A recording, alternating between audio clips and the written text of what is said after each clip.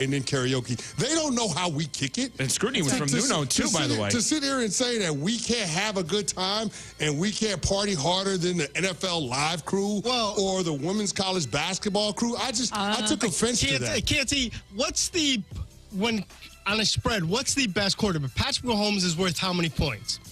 With 3, maybe? Let's just Mahomes? say, yeah. Well, what's Mahomes? I'm sure, it's close to a touchdown. I'm sure. So he's close to a touchdown. When you're saying, hey, do you want to hang out with this group of people, but Evan is there, how much does that subtract from that group of people? I don't know. If it's Evan Cohen, I would say it takes away 3 points. But if it's young Dreidel or Dr. Dreidel, I mean, that gives us 3 points. That's true. So it depends on whether it's Evan or his alter ego showing up. Is it Clark Kent or Superman? Exactly. Great points. Exactly. And I would say, too, that we probably hang out more in fun settings than any of those other shows. Maybe they go out to dinner. Maybe they watch games together. I'm sure the group chat is popping. I don't see them doing hibachi together. I don't see them going to karaoke together. No. We deserve that spot on Evan's A-list at number 1. I think there's an argument, Smalls, to that point, that we actually hang out at non-work events more than any other show anywhere. Agreed. No doubt. They all hang out at the work events. We hang out elsewhere. Take that. We're number 1 on Sportsmanlike. Getting quality employees to fill positions in your company is essential, but finding those people can be a major hassle, unless you use ZipRecruiter. ZipRecruiter makes finding quality people a breeze. And right now, you can try it for free at ZipRecruiter.com/free. With ZipRecruiter, one click sends your job to hundreds of top job sites. But more than that, ZipRecruiter's advanced technology identifies the candidates with the skills you need, sends you a list of great matches to review, then actively invites them to apply for your job. And the results speak for themselves. 4 out of 5 employers who post on ZipRecruiter get a quality candidate within the first day. That's right, the first day. Now you can focus on your business and let ZipRecruiter do the work finding the best people for you. See for yourself. Experience the ease, efficiency, and power of ZipRecruiter for free.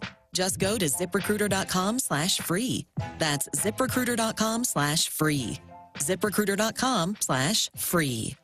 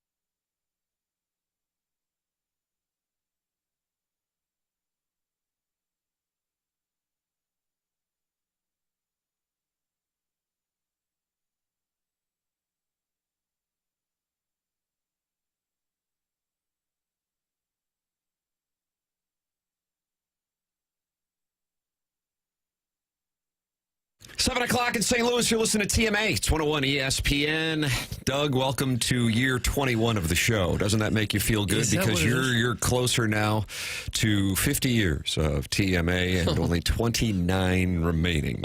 Oh, you think I'm going to make 50 years with this show? It's your personal goal. I mean, I'm not speaking for you. I started in 07. Right. So that's 17 for me. This will be 18. Right. Oh, gosh. That's a long time. Well, that's a long time. So this is the show, huh? This is it so far. We're just going to talk about me today. That's a shot at my business model. Ladies and gentlemen, the program is presented to you by Brown and Crouppen, and you are welcome to get involved. Chairman Kurt is manning the phone lines. You like that term, manning? I guess I don't care for it. Callier and Thompson, you've decided you don't like it. Callier and Thompson phone lines, 314-974-0101. And you're welcome to text into the program via the Air Comfort Service text line, 314-399-9646. And then here we've got the YouTube chat where friends have gathered, such as Tunneling Gerbil and the delectable Danny Pintaro. You know him from Who's the Boss, and John Score. And he says, Tim with the sock hat, got to keep that beautiful dome warm. Is this a sock hat? Well, it's, we used to call them stocking caps. Yeah, I'm more a stocking cap guy. Jackson, being a hockey guy, calls it a toque. A toque or a beanie. Or a beanie, or a Scully. How about a Scully? Yeah, like Joey Vitale's Orange Scully, which appears in the YouTube chat. YouTube.com/TMASTL. That is where you can participate in the program. Doug, where do we start with today's program? Well, here's where I'll start. I'll tell you who's going to be on the program. Okay, that'd be good. A big Ohio State fan, Chuckles Marlo, is going to be on the program. Love to have him in studio, but he's got to do one of his auto racing podcasts at 9:30. So he's going to join us via the Callier and Thompson phone lines coming up in our 8 o'clock hour. Bernie Federko also in the 8 o'clock hour. And then as I'm turning the corner to come down the hallway in the original TMA studio, and I'm not talking about the second studio, I'm talking about the very first one where I believe we started at Hubbard 3 years ago today. That's right. I'm turning the corner, and I run into Michelle Smallman, who you heard right here on 101 ESPN going into our program, doing her show that she usually does. Did she do it from New York City? I don't know. She's gone national. I know that much. Well, guess what? She's going local in the 9 o'clock hour because she's going to come down the hallway and join us in studio on this program. Well, that'll be a treat. Yeah, how about that? Yeah. So you made the big time. Yeah, by being on this show. Well, yeah, I didn't mean by being on New York and being national, right? This is where it's at. I guess she's home for the holidays to see the family. Or Kenny something. Loggins. Her family is Kenny Loggins? No, you said home for the holidays. Oh, and that's okay. Kenny Loggins. Home for the holidays. We celebrate me home. Yes, I remember the tune. Yeah, I didn't know that Kenny Loggins was part of her family. So Kenny Loggins and Michelle Smallman coming up, as well as the Design, Air, Heating, and Cooling email today, the morning after at InsideSTL.com. Jackson will have his papal conclave later today, in which we will decide the Milagro Tequila Listener of the Month for the month of December. All of that to come on today's program, but Doug Vaughn entering into his 18th year on this show, just 32 years short of his goal of 50 years. I don't think TMA make it. Has decided what our lead story is. So many to choose from. What are you going with? And I will follow your lead. I will follow. You walk away, I will walk away, I will follow. Oh, I don't think it's any one of the football playoff games, but probably all of them combined. I need you to dial it in. I need you to dial it in. You want just one game? I need you one angle. Take it. Oregon, show up, Ducks. Where were you? #1 all year, undefeated, and you laid an egg. You laid a big old duck egg. Nice. Is that the kind of take you wanted? I like that. That's got social media written all over it. But come on. Oh. But don't. Yeah, I guess that would be it, is the disappointing performance from Oregon when so many people, myself included, thought they were probably the team to beat. They weren't even competitive. Now, that's interesting that you say that, because I went into it and I thought more people were on Ohio State yesterday. Well, I mean, they were the favorite. Ohio State was laying 2.5, because that's what Jackson says, so I'm starting to try to incorporate into my lexicon. Yeah. Folksy. It is folksy. 2.5 to the #1 team in the country. And sweet mother of mercy, if you didn't know about him before, you know about him now. Jeremiah Smith, the true freshman, just went off yesterday and was the offensive MVP for Ohio State. Nearly 200 yards receiving as the Buckeyes, Charlie Marlo's team, dismantle the former number one team in the country. And still now, this being the 11th year of the college football playoff, no team will be undefeated and your national champion. That still has not happened. And still, somewhat surprising to me is most of the games aren't very close. The Texas-Arizona State being the exception. That was a really fun game to watch, Texas-Arizona State. Great game. But most of these games aren't close. Here's a little stat from OptaStats on Twitter. OptaStats. Doug, do you follow OptaStats? Religiously, yeah. I wake up in the morning and see what they got to go. So prior to yesterday, the AP number one team had not allowed 4 offensive touchdowns of 40-plus yards in an entire game this century. Ohio State had 4 in the first half alone against Oregon. How about that? Cover Jeremiah Smith, would you? Somebody get a hat on him. God, I thought they were going to be, conceding in the first half, doing that thing where you go 10-minute quarters for the third and fourth. Then when it starts to fall apart early, then guys start blaming each other and they get down and it just collapses. I think that's what happened to them. Yeah. Reminiscent of what happened to College Station for the Missouri Tigers. That's where I felt like. Yeah. It always goes back to the Fighting Tigers. It's got to be, the lead's got to be the sunset last night. That's from the 314. Doug, I don't know how aware you are of this, but there's nothing more important in the sports calendar to Jackson than the sunset at the Rose Bowl. Listen. No, is that what it was? Yeah, listen. Let me give you just a brief moment here. First, this is now here at 7:07. This is Jackson's time. Yeah, I know that you're trying to get to 50 years, but you're going to have to let me cook for a second. I was looking all week at the forecast for Pasadena to ensure that we were going to have quality sunset. Doug, were you monitoring the forecast? Not in the least. Forecast.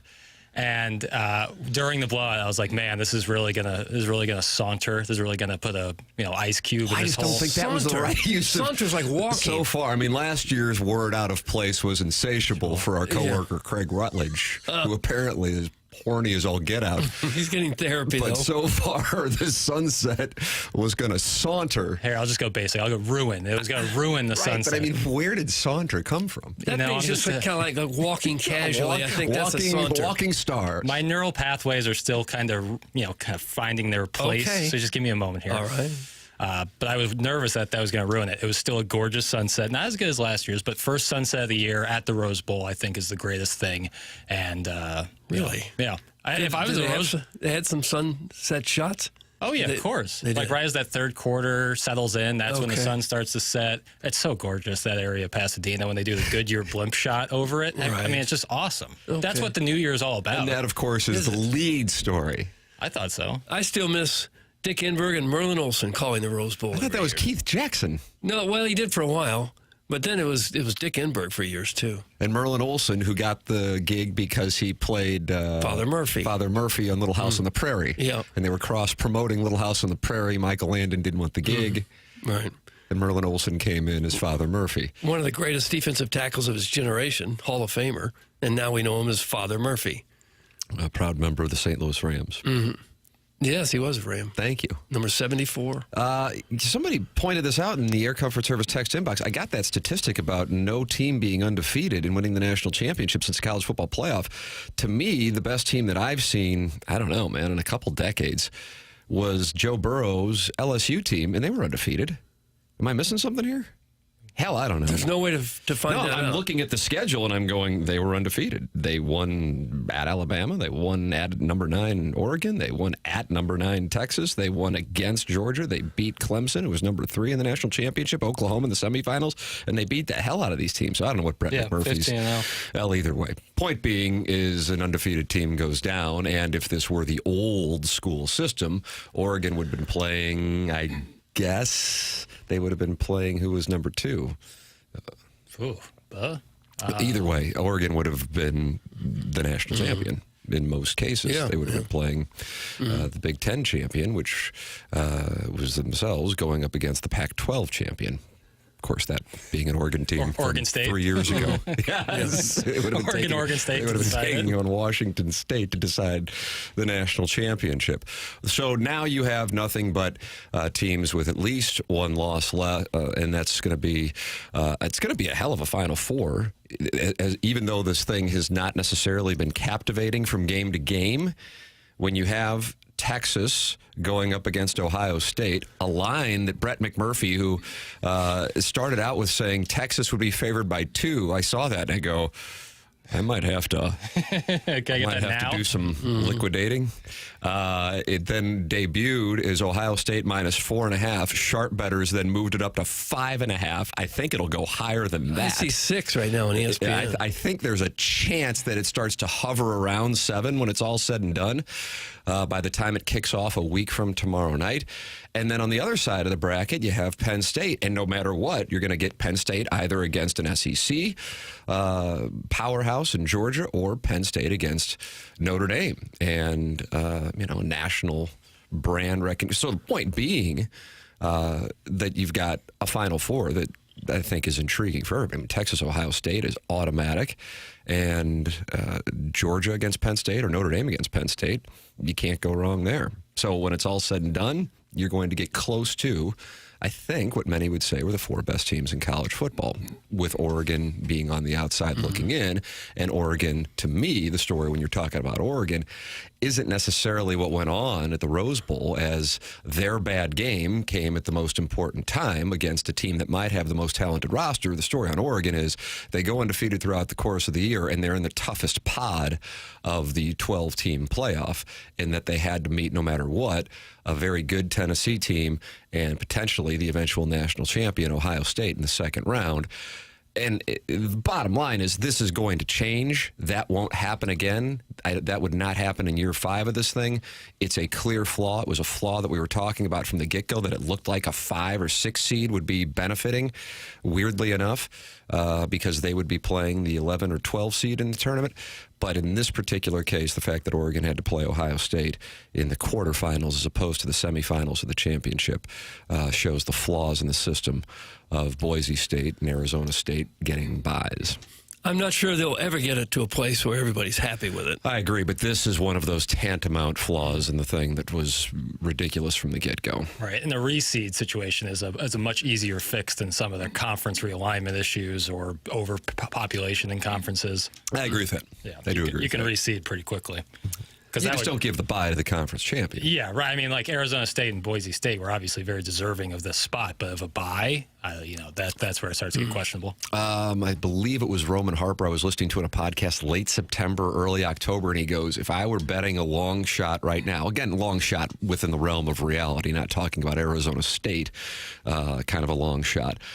He said it'd be Penn State. He goes, because they're probably going to lose one game against Ohio State, and then they'll be the 5 seed. Yeah, right. And then if you look at the way the 5 seed shakes out, they get to play the 12 at home, which they're 75% or better to win. And then they get to play the 4 seed, because there isn't reseeding, in the second round, which means Penn State's road to the Final Four is pretty easy, comparatively speaking, to even a 1 seed, which will have to play an 8 or 9, which is going to be one of the top teams in the country, not based on a conference championship, as opposed to, say, an Arizona State, or as it played out, a Boise State. So that is indeed what transpired, even though it was Penn State as a 6 seed as opposed to a 5 seed. And now Penn State has beaten SMU and Boise State, and they sit there, win away from playing for the national championship. And I think they've got as good a chance as anybody else. As crazy as that sounds, I think everybody right now would be on Ohio State, understandably so. But Penn State, if you take a look at what they've been doing, they've been pretty damn good. And they're a goal line stand away from being a team that went into the Big Ten championship against the undefeated Oregon Ducks as an undefeated team themselves. In my view, no playoff is legitimate that doesn't include the University of Missouri. Oh, my gosh. You saw what they did to Murray State? If that doesn't get you in, I don't know what does. Wow. Going back to the August game against Murray State. Yeah, should have been a spot for the Tigers.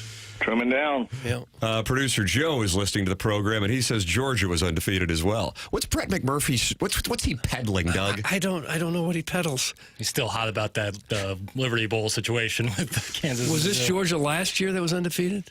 Georgia 2 years last ago. year didn't get into the playoffs. Yeah, 2 years ago when they manhandled and then LSU TCU. was undefeated in 2019. Maybe it's like the McMurphy index, like Doug's thing. Yeah, I don't follow. Like they had one loss in McMurphy's mind. It is 7:14 in St. Louis. Tim McKernan, Doug Vaughn, Martin Kilcoyne is vacationing in the Hamptons. Jackson Burkett, Chairman Kurt manning the Collier and Thompson phone lines. More college football playoff talk. Is to me, I'm angry as a hornet. I really am about what I thought was just the warmest form of garbage that took place in the early game. And we will have audio with reaction to what I'm angry is. What do you call it, Doug? A hornet? Yeah. That is on the other side of our commercial break. This is TMA on 101 ESPN.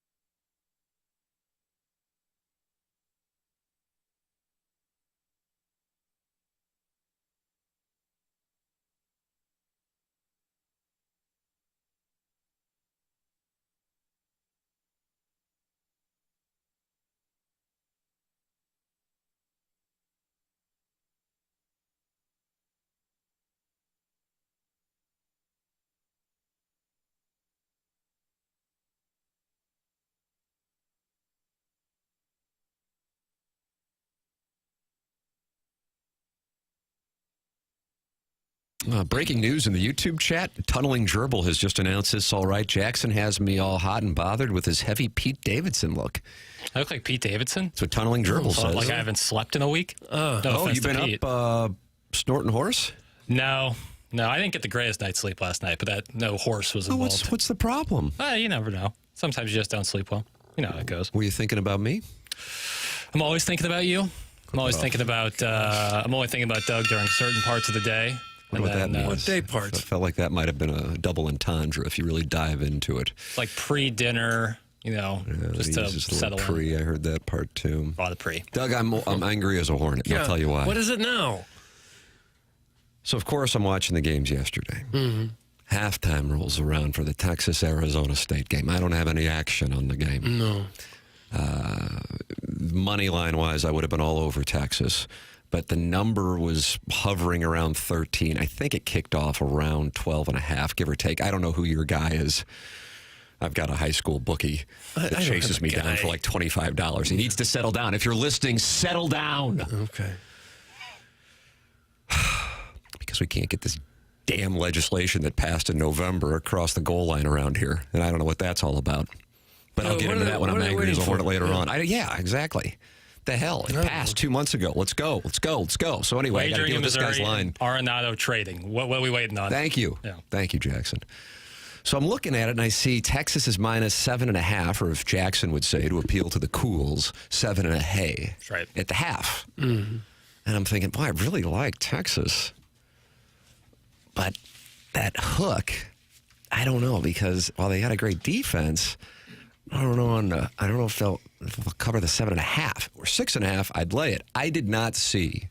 When it came to college football, two things And I'm not saying this because Illinois, which to me is so undercovered in this market for how large the Illinois population is in the metropolitan area, two things I did not see as much college football as I watched that stunned me over the last 48 hours since we were with the audience on New Year's Eve.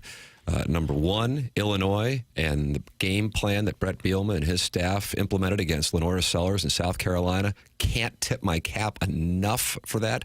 As Bielema said following the game, we wanted to make him throw left-handed, essentially, meaning he's going against the grain, and they were able to do it and stop that guy because I think he is Heisman Trophy candidate number one going into next year. Well, probably number two next to Jeremiah Smith. But that was incredibly, that's a great win because I think South Carolina wanted to win that game. So often with these bowl games, I don't think most teams give a damn. South Carolina wanted to shove it up the ass of the committee and win that game. So tip of the cap to Illinois and Bielema for the way they played and the game plan that they prepared and were able to execute. And then secondarily, I didn't think Arizona State was going to hang around at all with Texas. And to Kenny Dillingham, who we've enjoyed him, and who else, Jackson, on this program? Syracuse's own Fran Brown. Those are the two adopted coaches of this program. Kenny Dillingham, 34 years old. Jackson was saying it during the commercial break. Balls of steel. And what was balls of steel? I mean, you have like a fourth down. You got to score. You got to figure something out. You got to make something happen. And you run a pitch and pass with Cam Scadaboo throwing the football.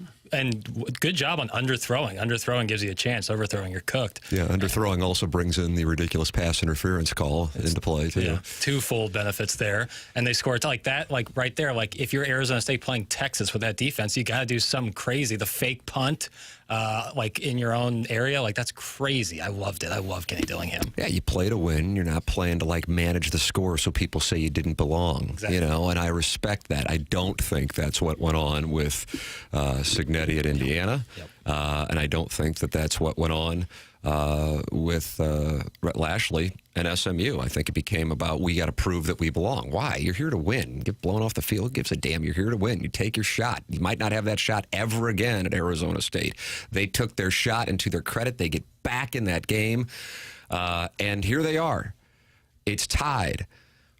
And I for the life of me, I cannot understand how that was not targeting. I cannot understand how that was not. I have no financial investment. I couldn't care any less if Arizona State or Texas won. But I'm watching that, and I'm putting myself in the position. If you're a Missouri fan, imagine what you would have been thinking. If you're an Illinois fan, imagine what you've been thinking. Because not only if you are a fan of the team, there is also the perception, and I think oftentimes it's justified. Deep down, do I really think it's executed? I don't know on that. But that Texas, Alabama, Ohio State, those programs get the calls, and a program like Arizona State does not. I have no idea how that was not targeting. And had it been called, Arizona State has the ball, tie game, minute 8 left, at the Texas 37-yard line. Now, that doesn't mean that they wind up winning the game because, as noted, they have had some kicking issues, just like Auburn had some. I'm not talking about the school. I'm talking about the kicker for Texas had his kicking issues at the end of that game yesterday. But I'm talking about a team that has 1st and 10 at the 37 and a minute 8 left, and you pick up, I mean, you can kick it from the 37 theoretically and have a 55-yard attempt, but even if you pick up just 10 yards, you're now inside a 45-yard field goal to send yourself to the Final Four. And I thought that not being called targeting was absurd. Doug, what did you think? I didn't see that play. Perfect. I saw a lot of it. I saw a lot of the game. I did not see the targeting play. Targeting is such, I don't think anybody knows exactly what targeting is. Sometimes you see it called frequently, and other times they just kind of let it go. Well, that's exactly what Kenny Dillingham said right after the game because he lost a player to targeting in the first half. Here is what he said. He was careful. He was political about it, but here is what the head coach of Arizona State said about it. Hit the legal In terms of the targeting, I mean, I want to be honest, I don't know what targeting is. We lost one of our best players in the first half for targeting. And I just don't know. I just don't know what it is. So I don't want to comment on something that I have to get a better grasp of what it is, just because it's so, I just don't quite understand it. I do just want to protect the players, though. So whatever rules are put in place to protect the players, I'm all about. I've moved my laptop over so, Doug, you can see the replay of it. Jackson, do you think it was targeting? Yeah, I mean, when I saw it, like the first replay, I was just on my computer working on some stuff, and I saw like, oh, okay, that's targeting. I just went back to work, like didn't even think. I was like, all right, they're gonna have the ball. And then they said there's no targeting. I looked up, I go, what? It was a straight helmet-to-helmet shot. I was like, if that isn't targeting, like just because the guy isn't being taken off on a stretcher doesn't mean the Texas player didn't hit him in the helmet with his helmet. It seems like that's a factor. If the guy's hurt, it's targeting. If he's not hurt, the thing is, he was hurt on the play. He was down for a while. Scott Van Pelt and Dusty Dvorak on SVP Sports Center last night were talking about it. Here is what they had to say. This is my opinion. If that's a 1 o'clock window game between a couple of ACC or any conference or whatever, I don't care who it is, that's targeting 100 times out of 100. It wasn't in this case. What'd you see? What'd you think? I thought it was targeting. Michael Taft's a fabulous player. His story is incredible. He's second-team All-American. But I thought it was targeting in the moment. I picked up the phone. I made a few phone calls. I talked to Bill Lamagna, who I think is one of the absolute best, works for us, ESPN, ABC, as a rules expert. And he said verbatim, it's an offenseless player. There was an upward thrust indicator, forcible contact to the head or neck area. It's targeting. And so we heard Matt Austin on the call. He thought it was targeting. We go through these seminars and before the season as analysts that call games, and we're always looking at different plays. That looked to me to be the letter of the law, targeting. But having said that, even if they call the targeting, it doesn't guarantee Arizona State wins that game. Yeah, well, I mean, nobody's disputing that point, but the fact that it was not called is... I wonder if the officials want to be sure not to make some call that is going to turn the outcome of the game. If they're, right, and that's exactly what Scott Van that. Pelt just said. He goes, if that's an ACC time slot game on a Saturday afternoon, it's 100 out of 100 times called. But in that spot, they didn't want to call it. Yeah. And I think that is the wrong way to go about it. It is brutal. Now, I think that you can make a case that the way that the whole thing has been called with targeting, it has evolved, but it's still, I think there can be different levels of targeting so that it's not shoving a guy on an inadvertent play, because I don't think that the guy was maliciously targeting. I think it's a part that ball was tipped. But still, by the definition, how it's not is... I mean, again, putting myself as a Missouri fan, if that would have happened in Missouri, I would have been out of my mind. For those of you who are Illinois fans, imagine that happening. And again, if it happens against a blue blood on that stage, like Arizona State is not a blue blood up against the blue blood Texas, and at that moment, and it doesn't get called, would have driven me up the effing wall. Had it happened against Missouri, and that was Missouri against Texas this morning, I'd be here raging. In this case, I don't really care one way or the other. I'm excited to see Texas play against Ohio State. But from the standpoint of feeling like a team was wronged, I feel like Arizona State was wronged. Yeah, I mean, I'm with you there on like the degrees of targeting, because it's obviously a very heavy penalty. It's also one of the strangest things in sports where we get inside like a minute and a half, 2 minutes in any sport, and the game suddenly gets called kind of differently than it had been all game. You know, it's like, well, we don't want to make a call that makes the decision of the game. It's like, well, what about in the first quarter? Like that could just as easily swing the game. You know, it's so odd to me because that's just clear targeting. Yeah, the officials are human. They make mistakes, and sometimes they get caught up in the moment of the game too. And it might have been a case where that happened. Yeah, the odd one on targeting specifically is they have the time to review it, so it isn't a bang bang call. It's not called. Sometimes it is, but sometimes it's not called on the field. They then review it. And Kenny Dillingham, you don't see this too often, where the coach is just calmly on the field asking for the explanation and holding up the game. He wasn't like screaming and ranting and raving and making a show of it. He was just so flabbergasted that it was not called. And again, that does not mean Arizona State would have had 1st and 10 at the Texas 37. It doesn't mean that they win the game, but their percentage chance of winning the game increases exponentially. Instead, it's 4th down and they have to punt. And that's a real shame, because that team, I mean, taking out the proved they belong, that's well out of the equation. They won their way in there. They won the Big 12. Hey, they're in. That's not a subjective call on that one. but the manner with which they came back against what I think is without question the best defense of the teams remaining. They put up 510 yards against Texas. And they ran 90-plus plays, 90-plus plays against Texas. And they were down, so they were in a spot where they aren't in a position where they can just hand it to Cam Scadaboo. Yeah. They have to throw the football, which was not necessarily one of their strengths. And I know I'm getting super into the weeds, but Arizona State's best wide receiver was out and had been out. He was out going into the game. So that was a hell of a comeback. Now, needs to be said, though, and this is another reason why I really respect Kenny Dillingham. I think sometimes coaches fall on the sword is because they know they have the equity to do so. Kenny Dillingham, I watched all 17 minutes of that postgame with him, Sam Levitt, their quarterback, and Cam Scadaboo. And I think he really felt like he let his team down, specifically because of the way he called the game in the first half offensively, and then secondarily, Texas was a play away from being done. They have a 4th and 8 in overtime, and he sends the zero blitz. So, hey, you don't get to Quinn Ewers, there's going to be a wide-open receiver, especially when it's Matt Golden. I mean, he's about as good as it gets. He's right. I mean, you're going to see Jeremiah Smith against Golden. Whew, cats and dogs next week. So to leave that play there, Kenny Dillingham, yes, he did say what he said about the targeting, and I thought that was a pretty political answer considering how egregious the no call was. But he was more reflective on his own failure as a coach because he's like, I used a timeout in the first overtime when we had the ball, and I didn't have a timeout left because had I would have opted out of that. I saw it, and I'm like, I can't have my guys in that spot on 4th and 8. And that left Golden open. That guy being open, that would be like Ohio State having Smith open as they did against Oregon yesterday.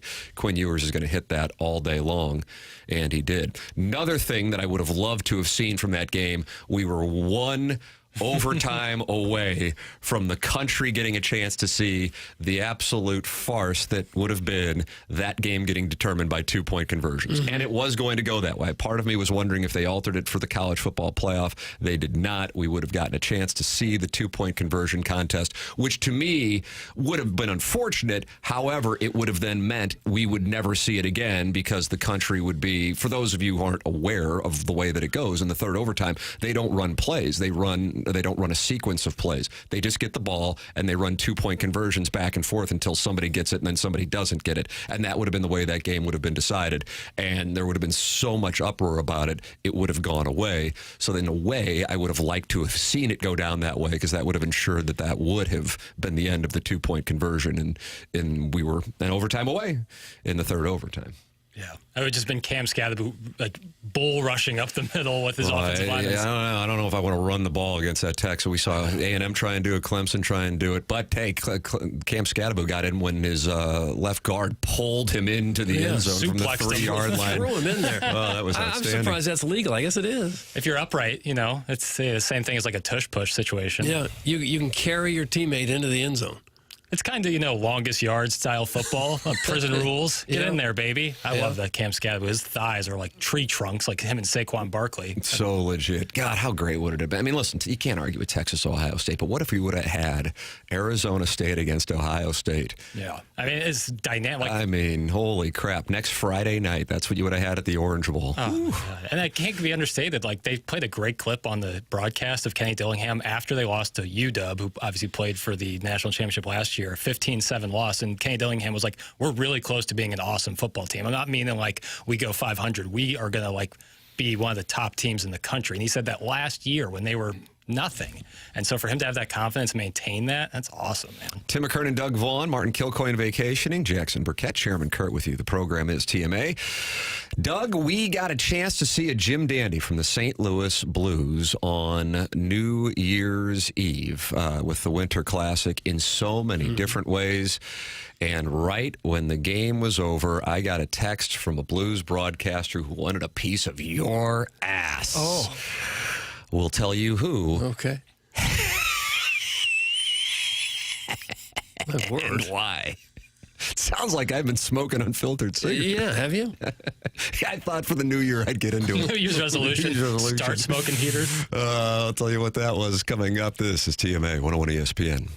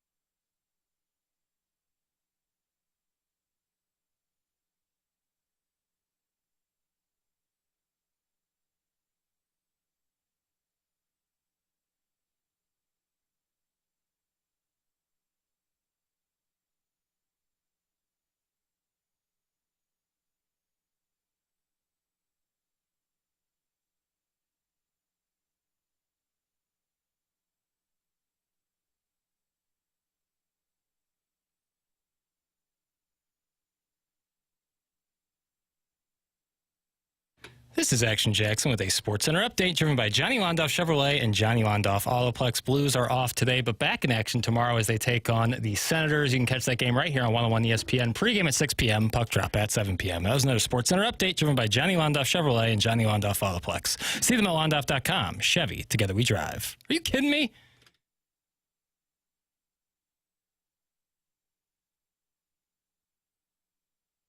Welcome back to the Morning After. The show is presented to you by Brown and Crouppen, Munganess, St. Louis Acura, Munganess, Burkhardt, Alton Toyota. 7 o'clock hour. Tim McKernan, Doug Vaughn with you. Martin Kilcoyne vacationing in the Hamptons. Bernie Federko is going to join us coming up in the 8 o'clock hour every day here on the program. Blues guest joins us at 8:15. And Chuckles Marlo, formerly of the Two Fox, longtime participant in TMA, is going to join us. He is a huge Ohio State fan.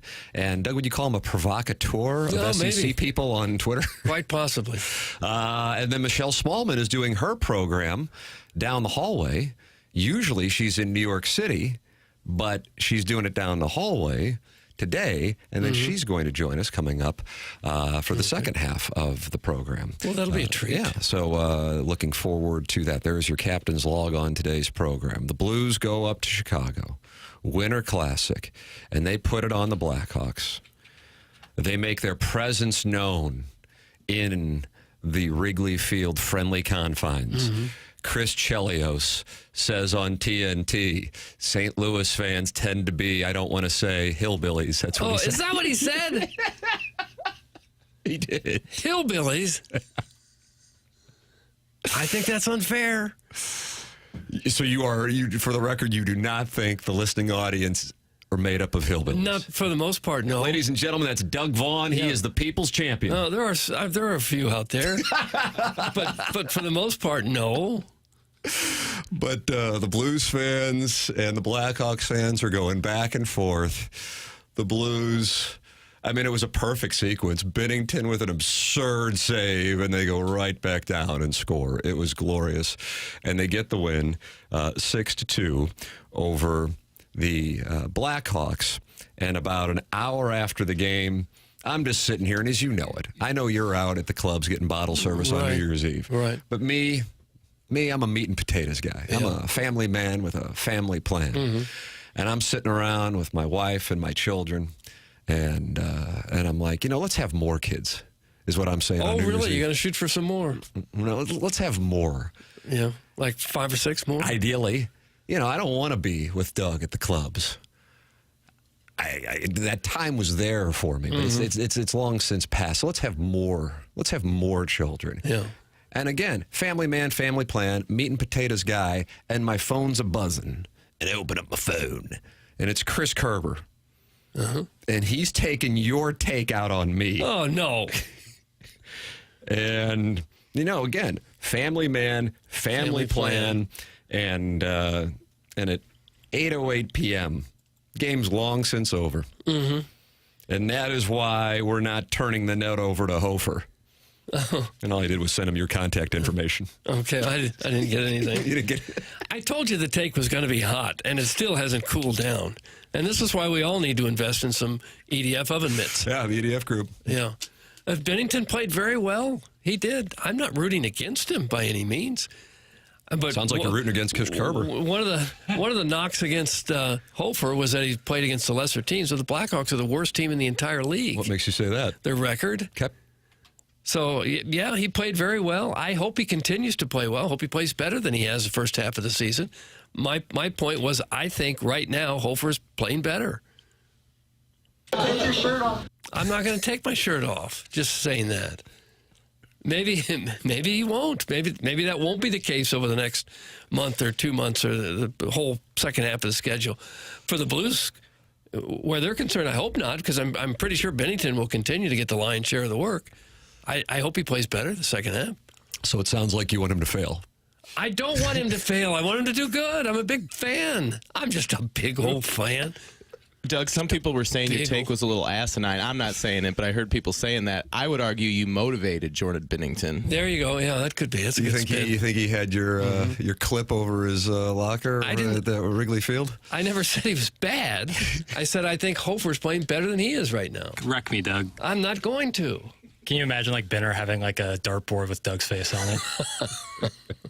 But a gorgeous headshot nonetheless. But let me guess, Doug also wanted to bench Kurt Warner for Mark Bolger. That's from former fan page moderator Neil Allen Craig Puckett. No, I didn't. And you're still 100% right, Doug. How about that? That's from the 618. Yeah. St. Louis is full of Destin and lake-loving hillbillies. Come on, we love pork steaks. Chelios gave us the correct label. That's from the hunchback of Vaughn Castle, who's on board with Chris Chelios, saying that we have a bunch of hillbillies around here. If you like a pork steak, that means you're a hillbilly?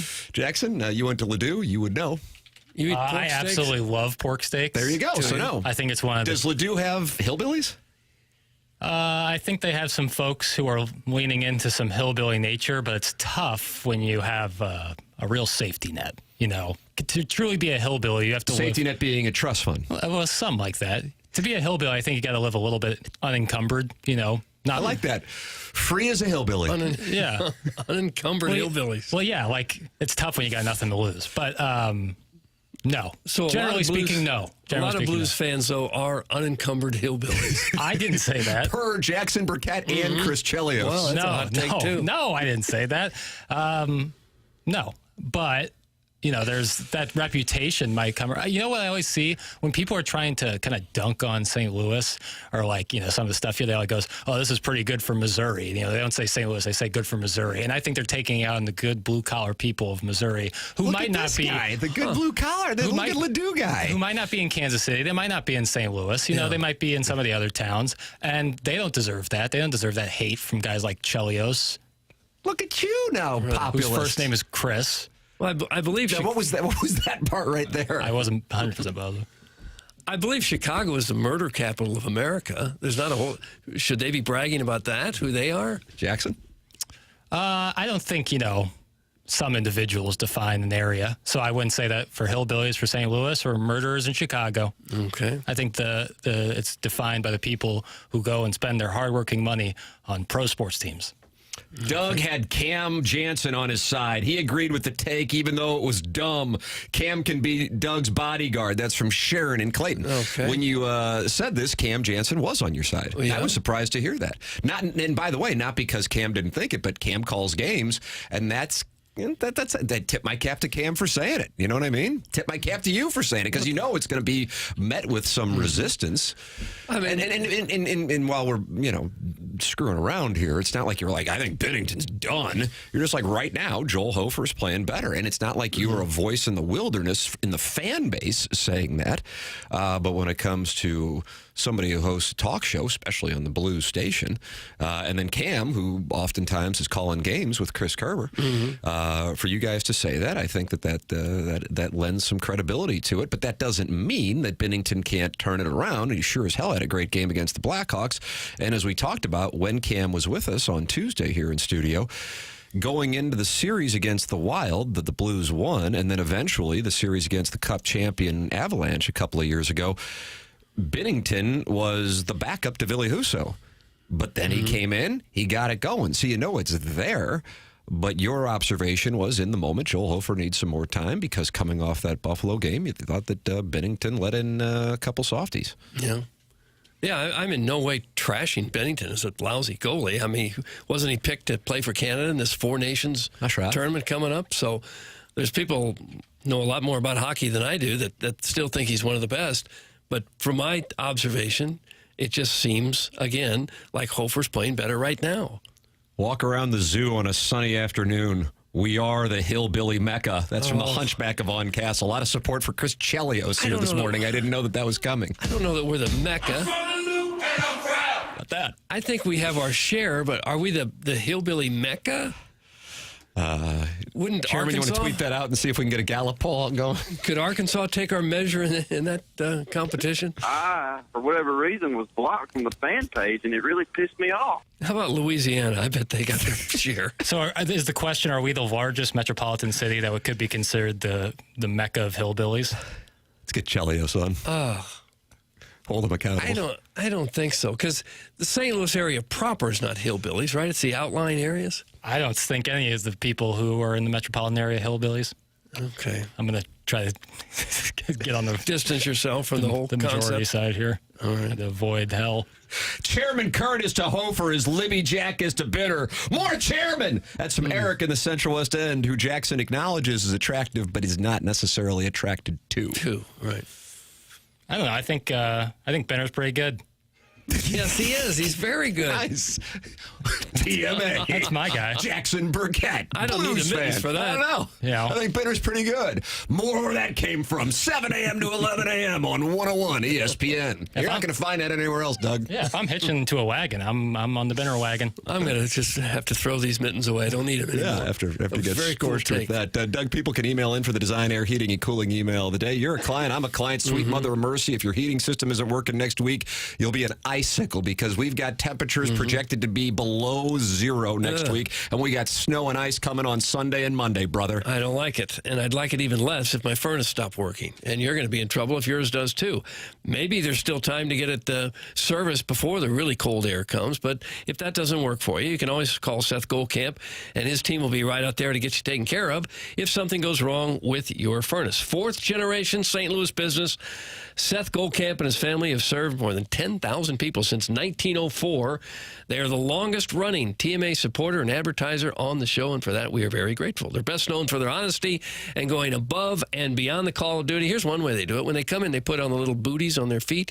So they're technicians who probably worked on other houses. They want to make sure they don't bring anything into your house, so they put on the little booties. It's that kind of attention to detail that I like, and even more importantly, they know exactly what they're doing. A lot of their technicians have been with Design Air now for 20 years or more. They know what they're doing. They'll get you taken care of, as they've done for me, they've done for Tim.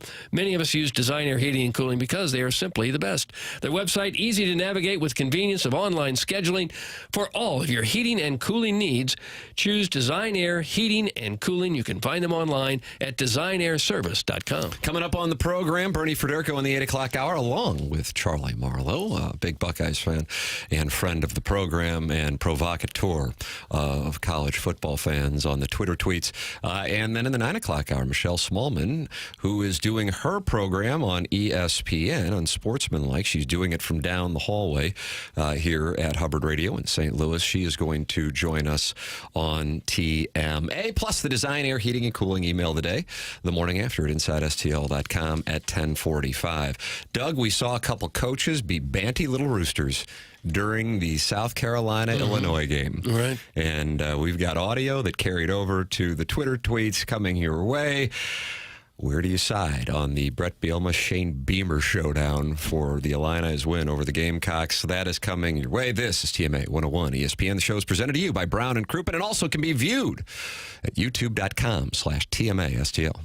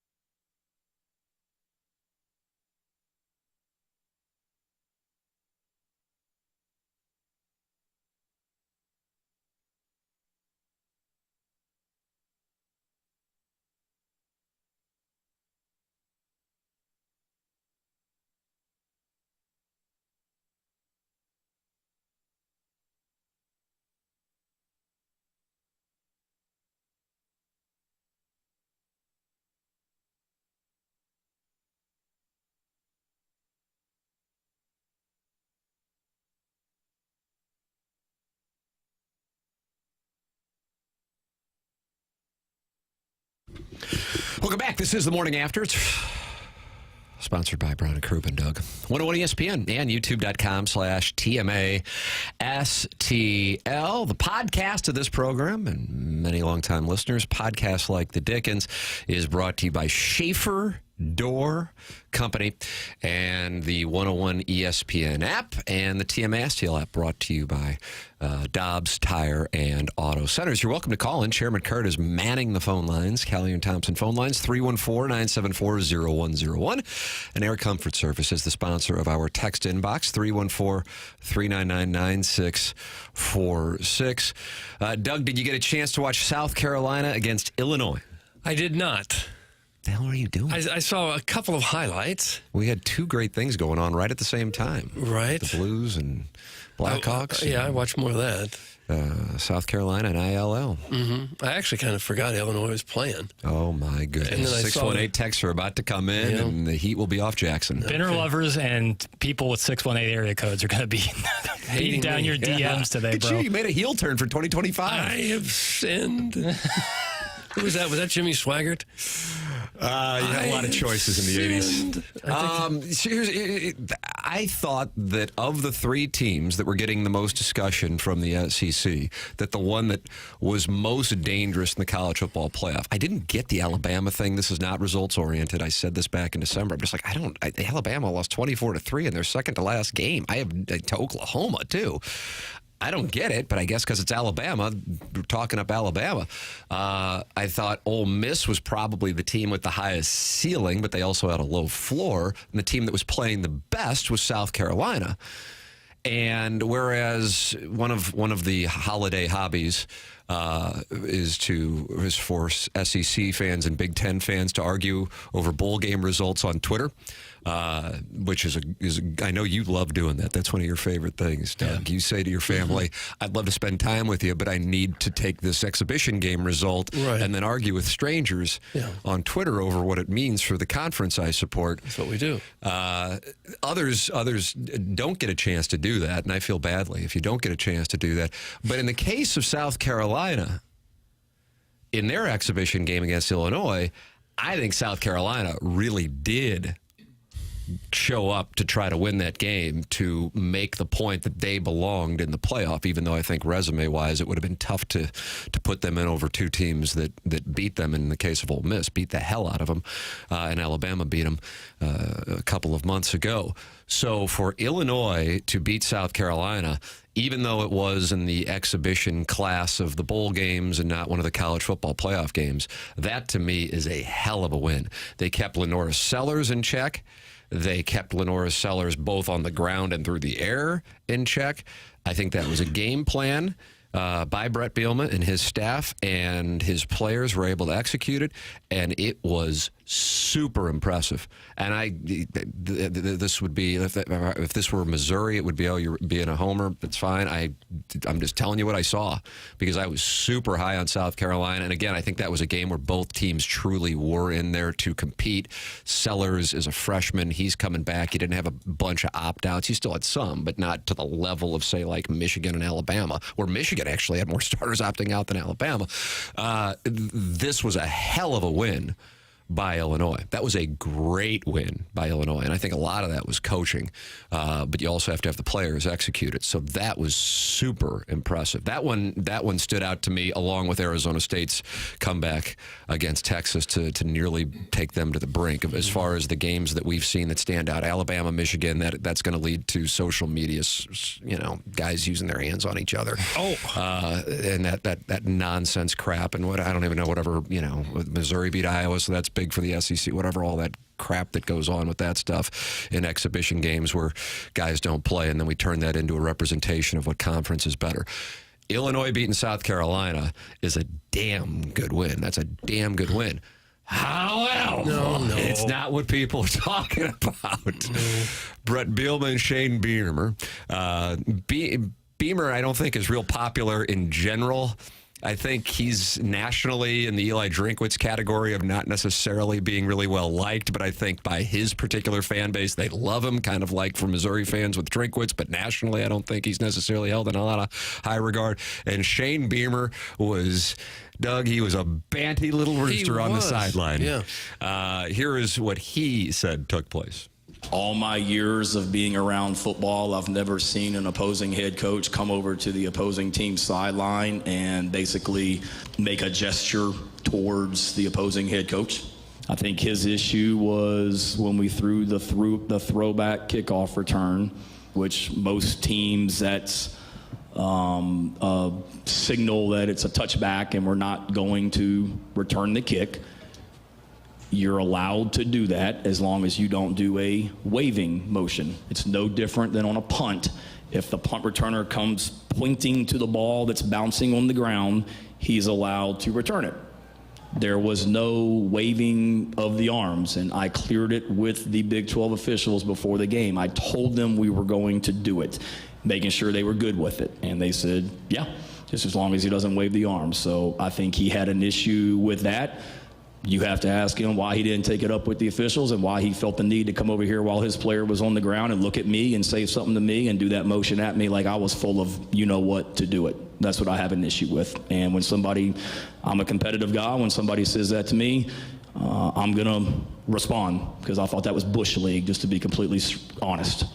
Shane Beamer mad at Brett Bielema. So they asked Brett Bielema what he was doing. Here's what he said. All right, what did he say? The only thing that I did was there's a unwritten philosophy in coaching that when you do this as a college kickoff return guy, what you're doing is you're telling everybody else that it's going to be a fair catch and it's going to be dead in the end zone when the ball lands. The reason we do that, and I first got aware of it, was in the NFL, was kickoff and kickoff return is the highest percentage of injury in the sport. So one of the things that coaches began to do was that everybody out of respect started T-barring. I think these guys would tell you everybody does that. I've never seen it any other way. It's not an official. There's nothing illegal. They didn't do anything illegal.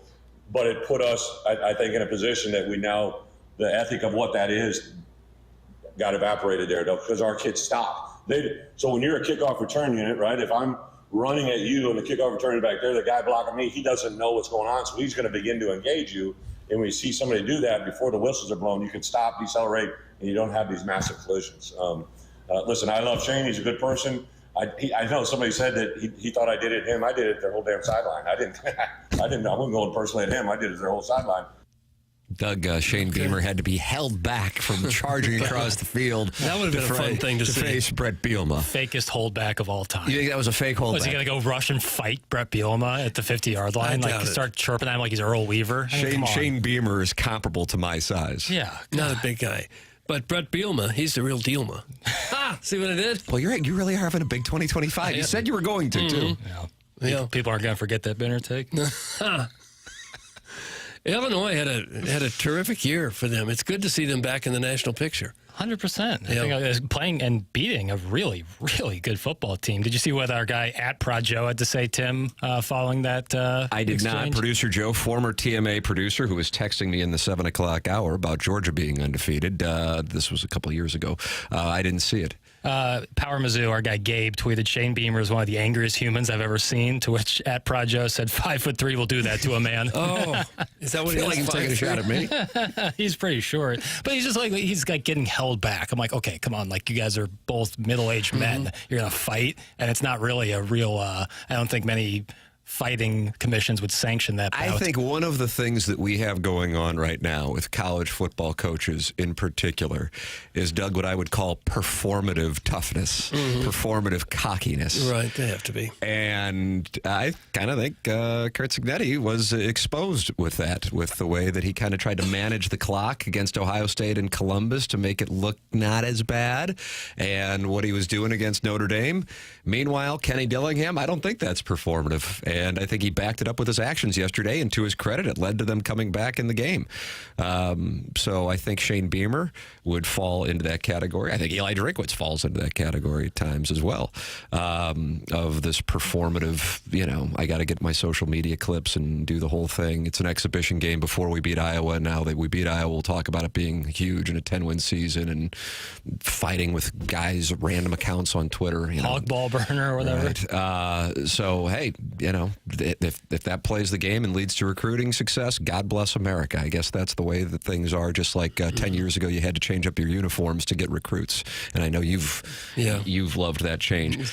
With regard to Illinois, they beat Kansas. They won at Nebraska. They were in that game against Penn State. Penn State might wind up being the national champion. I don't think people are necessarily thinking that right now. I think most people would say they're all over Ohio State, but Penn State's got as good a chance as anybody, just like Texas and whoever wins this afternoon's game between Georgia and Notre Dame. They beat Michigan, which I think looks a hell of a lot better now, in particular because of Michigan's win at Ohio State, but I'm sure some people put them up in a different stratosphere now after they beat Alabama. Personally, I don't take the non-CFP bowl games as seriously as others. But again, I want to emphasize, I think South Carolina was there to win that game. That was a different situation than most of these other bowl games, so that's a great win. They got blown off the field by Oregon, but that doesn't mean that the season's a disaster when you're going up against an undefeated, previously, Oregon team in Eugene. The one that I think they'd really like to have back, and is their confusing loss of the year, is the loss at home against Minnesota. They lost 25-17 to Minnesota, beat Michigan State, had a hell of a comeback win against Rutgers. Greg Schiano with his gift on that timeout, and won at Northwestern to wrap it up. And then in the bowl game, beating South Carolina. That's a damn good season at 10-3. They barely got past Purdue, and everybody else was just beating the tar out of the. That was right up there with Notre Dame's loss to Northern Illinois as one of the more confusing outcomes of a game this year. Well, hell, they's on scholarship, too. Barely. At Purdue. Barely. Barely on scholarship? Barely. Barry Odom will restore the roar to the Mike Alstott era. I don't know if he will. It is 8:05 in St. Louis. 100 West Dental and Dr. Brandon Pryor, loyal sponsor of TMA, online at 100westdental.com. Here is something that you can make sure that you do for the new year. Get in to see Dr. Brandon Pryor and his staff at 100 West Dental and get your teeth taken care of. Because contrary to what I think a lot of people think, and maybe it's because of the way that insurance is broken up, you have medical insurance and dental insurance, that you think that they're not intertwined to your health. Well, they are. And bad dental health can lead to the rest of your body having health issues. Don't allow it to happen. Just get checked up. Go to 100westdental.com. No phone calls needed to get in. Just check the calendar online for availability and book right then and there. No dental insurance. That's not a problem at 100 West Dental. The membership plan aids in the cost of dental work for those who don't have dental insurance. And they have a huge offer for the TMA listeners that if you mention my name, you get $1,000 off an Invisalign package. And if you're on the fence about Invisalign, they have a digital scanner that can show you the simulation of what it'll look like before you even go through with it. Go to 100westdental.com, mention my name, get $1,000 off an Invisalign package at 100westdental.com or call 636-585-0100. Tim McKernan, Doug Vaughn, Jackson Burkett, Chairman Kurt with you. Bernie Federko, Charlie Marlo coming up in the 8 o'clock hour. Michelle Smallman in studio with us. She's doing her show for ESPN down the hallway this week. She's going to come and join us in the 9 o'clock hour. This is the Morning After, presented to you by Brown & Crouppen on 101 ESPN.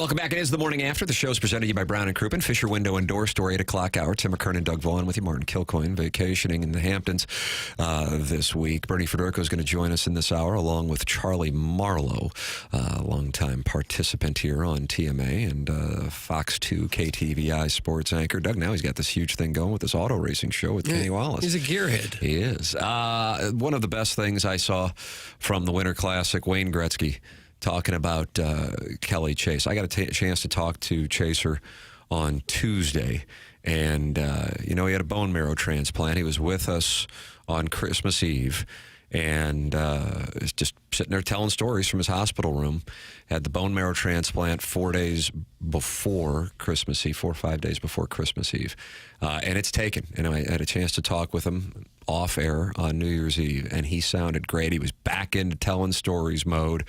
And a few hours later, he's in his room while his wife and his 3 boys are up at Wrigley Field watching the game. And Wayne Gretzky, who visited Chaser in his hospital room on Christmas Eve, gives him this shout out on the Winter Classic broadcast. And Gretz, let's talk about, Cam Fowler gets the Budweiser, then they upgrade. He's getting some champagne. He's getting ready to party. It's New Year's Eve. But the shoulder pads. Yeah, the shoulder pads. Well, we were all fortunate enough to be here the other night, and we had a wonderful time raising money for people that are battling some, form of problems. And Kelly Chase, our good friend, is battling cancer, and we were all there and had a great time. And John Hamm was there, and Charlie and I, and Denny Savard. But the shoulder pads were the shoulder pads that Kelly Chase wore when he was a player, and it's a meaning of, work hard, play hard, and be a Blue. And so there was probably nobody that loved being a St. Louis Blue more than Kelly. I was playing one of my first games in St. Louis, and all of a sudden, Kelly Chase and Tony Twist, 2 of the toughest guys that ever played the game, dropped their gloves, and they're about to fight. And I turned to Holly and I go, "What are those 2 guys doing? I thought you told me they're best friends." And he goes, "They are." And I go, "Well, what fun is that?" He goes, "For them, this is fun." And there wasn't 2 tougher guys who ever played in the league. So we know Kelly's in for a battle, and we know he's going to do very well. John Hamm was wearing a Kelly Chase jersey. I saw that, and a really old hat. Yes, he's got that. It looked like he'd been run over by a beer truck. It was literally, and they made fun of him over it. He's one of the best ambassadors for St. Louis, not just Blues hockey, but just St. Louis in general. Him and Andy Cohen, I think, might be 1 and 2. Joe Buckway up there, too, in terms of just being great.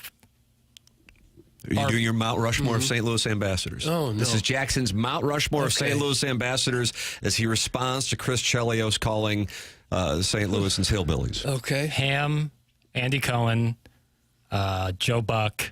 Nikki Glazer, is she up there? She'd Golden be up Globes there. Coming up on Sunday, Doug. Yeah, I think this time. It's going to be a tribute to Ricky Gervais, I have a feeling. I think this time next week it might be Nikki Glazer. It really might be. She's on the Mount Rushmore. Yeah. Friend of the program, Nikki Glazer? Yeah, I'd say. She walked into the studio after we drug her out of the hallway. Tatum would be up there. He's always putting on. Yeah, probably him. Probably him. But like Andy Cohen has the Nelly. Nelly's up there. But like Andy Cohen has the St. Louis skyline in the back of his, huge TV show. That's pretty good, I'd say. When you're looking for your updates on the Real Housewives. I like watching their New Year's Eve thing. That's always a good time. He was rocking out at the Grateful Dead show at the Sphere. You see that video? It was pretty unbelievable. Doug, did you see Andy Cohen? Doggone it, I missed it. Wasn't going to this year. I promised myself I wouldn't miss it. Andy Cohen fans not going to be mad at you? Oh, boy. Okay. Tough start for the year for Doug, and I hate that for you. Oh, gosh, I'm loaded for bear. Doug's conscious heel turn for 2025. Bernie Federko with us here coming up in a matter of moments. Charlie Marlo at 8:35. Doug, can you tell us about Munganast, our longtime sponsor here on TMA? I can. It's a place where you need to take your car. Once you get to know the Munganast people, you're going to say, hey, I got a car guy. I know right where I'm going now if ever I have a problem with one of my automobiles. And they have 2 dealerships. They have Munganast St. Louis Acura, and they have Munganast Burkhardt Alton Toyota. Either one, fantastic place to go, whether it's to find a new or used car or to have your car serviced. Everybody needs their car serviced at one point. You don't have to buy your car there to get it serviced there. And they also have provided us a number that gets you straight to the muckety mucks. And that number is as follows, 314-252-0029. They want to make sure that listeners to this show have accessibility to the people that run the operation. That's Jamie Burkhart and Peter Munganesk and Ryan Seiberg in the service department. They will take outstanding care of you, as they've done for me. You go there, you drop off your car. Maybe it's just an oil change or something won't take long. You can go have yourself a Snick Snack. Or if you get there before the car's ready, again, Snick Snacks aplenty there. They've got big screen TV. They got drinks that provide you. It's just a fantastic place all the way around. Just a really great dealership, and you're going to feel like you're friends with the people that have been there because it's, they just want to make sure that you're happy. That's the big thing. They want to make sure that you are thrilled every time you visit St. Louis Acura or Munganesk Burkhart Alton Toyota. The website is stlouisacura.com and altontoyota.com. Bernie Federko joining us next, talking about the Winter Classics. Probably going to hold Doug accountable for his Jordan Binnington take. Charlie Marlo talking college football as Ohio State Buckeyes win. That's coming up in the 8 o'clock hour. Fisher Window and Door Story, 8 o'clock hour here on TMA. The show is sponsored by Brown and Crouppen. We're on 101 ESPN and youtube.com/TMASTL with the Air Alliance team cameras. This is TMA.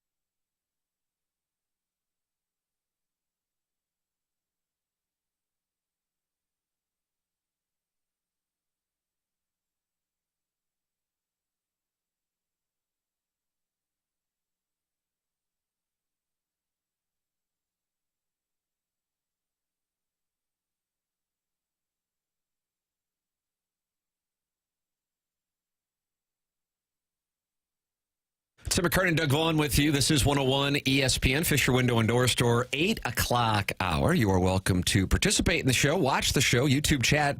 Air Alliance team sponsor the cameras here, youtube.com/TMASTL. And it's our pleasure to welcome to the Collier and Thompson phone lines, the Hall of Famer, Bernie Federko. Bernie, good morning. Happy New Year. Good morning and Happy New Year to you too, Tim. Thank you so much. I can't wait to get your perspective on what we saw in the Winter Classic. Take your pick of Cam Fowler in the historical 1,000th game with it being an outdoor game, Jordan Binnington's performance, the Blues' overall performance. What stood out to you most from the Winter Classic? Well, I was there, Tim, and it was just it's spectacular. I mean, the Winter Classics are always special, and to be there, and especially at Wrigley Field, and the way the Blues played, I mean, they really basically dominated the game. They needed Binnington in the second period. He played very well, and yeah, it was just, I mean, Fowler, I mean, as you just said, 1,000th game, you score a couple of goals, almost unheard of. So I think it was so highly looked at, this game, and I think it really, for the Blues side of it anyway, they really performed great.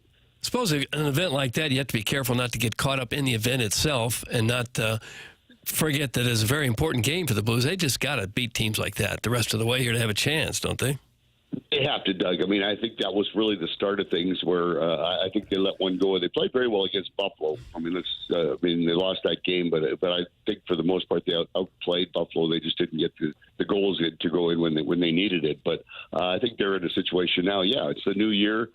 They need to start putting some wins together if they're going to get back in this playoff race. And let's not forget, back in 2019, they were kind of in the same situation, and everything went really well that year in the second half, and they seemed to put things together and, of course, win the Stanley Cup. Now, whether or not this team can do that, we're not looking for that. Maybe you always hope for that, but they know that there's teams right now in the next couple of weeks, teams like Columbus, like Chicago, the Ottawa. You've got a lot of teams that are kind of where you are at, and you've got to beat them if you're going to crawl up in the standings. These are the games you got to win.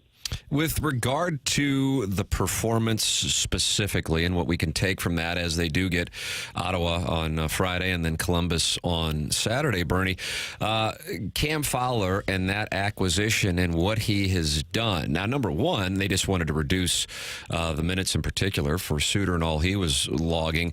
But now you're getting some real performance benefits as well, and not just a guy taking up some minutes, and what that's meant for the Blues defensemen. What are you seeing there since that acquisition from the Ducks?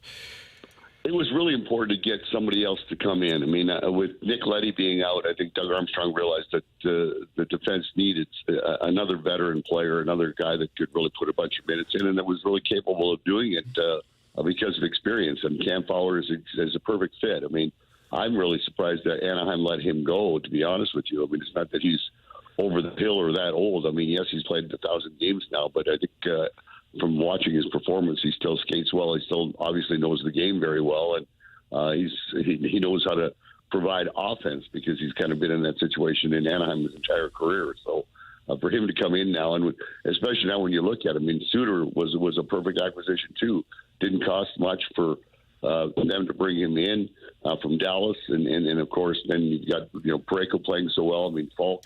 A lot of experience as well, so they've got a defense that is really very experienced. And you add Broberg to the mix, and here's the up and coming defense that's going to be really good. So I mean, I like the defense the way they are right now. I like the way they're playing, and if the forwards can continue to produce the way they have over the course of the last few games, this team should be really coming together well. Would you expect them to make any more moves? I know it's a fine line between rebuilding for the future and trying to stay competitive this year and get in a playoff spot. Would you expect them to be active here in the coming weeks? I think you always have to look at salary cap of where they're at in that situation. I think Doug has always said that if he can make the team better with acquisitions or with trades, that he'll do it. Now, we just keep looking and waiting and wondering how this team is, what the identity of this team is going to be. Now, if they start scoring goals and they start performing on a consistent basis, I don't think we'll see any moves. But if they don't, and if he feels that there's a piece available that he can add to make this team better. I think Doug's never afraid to do that, but I think it's just kind of a wait and see. I mean, the goaltending is so good on this team. The goaltending gives them a chance to win each and every night. So if they can get a roll going and get some confidence going, who knows if there's going to be any more moves, or they could just maybe get on a really good run themselves. Speaking of goaltending, Bernie, Doug said on Monday that he would like to see Joel Hofer get some more starts. That was met with Doug catching some hell from not only listeners, but Chris Kerber was not happy with Doug, joking around, to be crystal clear. And then we see Bennington perform like he played at Wrigley Field. But you just were making reference to the strength of the goaltending. I mean, you don't just have one; you have two guys who you can feel good about. What have you thought of the performances of both Bennington and Hofer? They've both been really good. I mean, they both give the Blues a chance to win each and every game. I mean, I think if you go back early in the year, I think Joel Hofer was kind of suspect with a couple of games that he played. Let a couple of questionable goals in, but I think the last 5 or 6 starts that he's had has been really good. And I mean, you have to have your back. If you can't have one goaltender, if your backup can't win games, I mean, if he can play well, fine, but he's got to be able to win games too for you, and that's what Joel's been able to do. And of course, I could never say enough about Bennington. I mean, he's had a couple of questionable goals over the course of the last 3 or 4 games that he let in. I mean, I can only name 2 goals that I can honestly say. One in Tampa that he probably shouldn't have let in, and then one in against Buffalo, the 4th goal against Buffalo. That's kind of the only 2 off the top of my head that I can remember all year that he's let in that he maybe should have made a save on. But sometimes there's going to be shots that you don't expect. And I think the one in Tampa, he wasn't expecting it. It was a hell of a shot. It went up in the top corner. But I think that he's been outstanding. He was great. I mean, I was ringside there in Chicago, and he made, in the second period especially, I mean, the one off Hall, then off of Bedard, he made some really great timely saves. And I think that's really important for goaltending, is that you make the big save when you need to make the big save, and he seems to do that. But I can't say enough about the goaltending, and both of them, yes, you need to, and both are going to continue to play. Hofer's probably going to get more starts now in this second half because they need to rest Bennington a little bit. I mean, of course, and they've got that Four Nations tournament where Bennington's going to be in playing, so he's going to probably maybe get a little bit of a rest after that coming back with late February. So maybe Hofer will play some more games there because maybe Bennington needs a rest. But certainly the goaltending on this team really gives the Blues a really big chance of winning each game. Probably the least of their problems, wouldn't you think? I would say yes. Oh, I can't hear him anymore. Did we lose Bernie? Yeah. Oh. No. You can hear me? Now I do, yeah.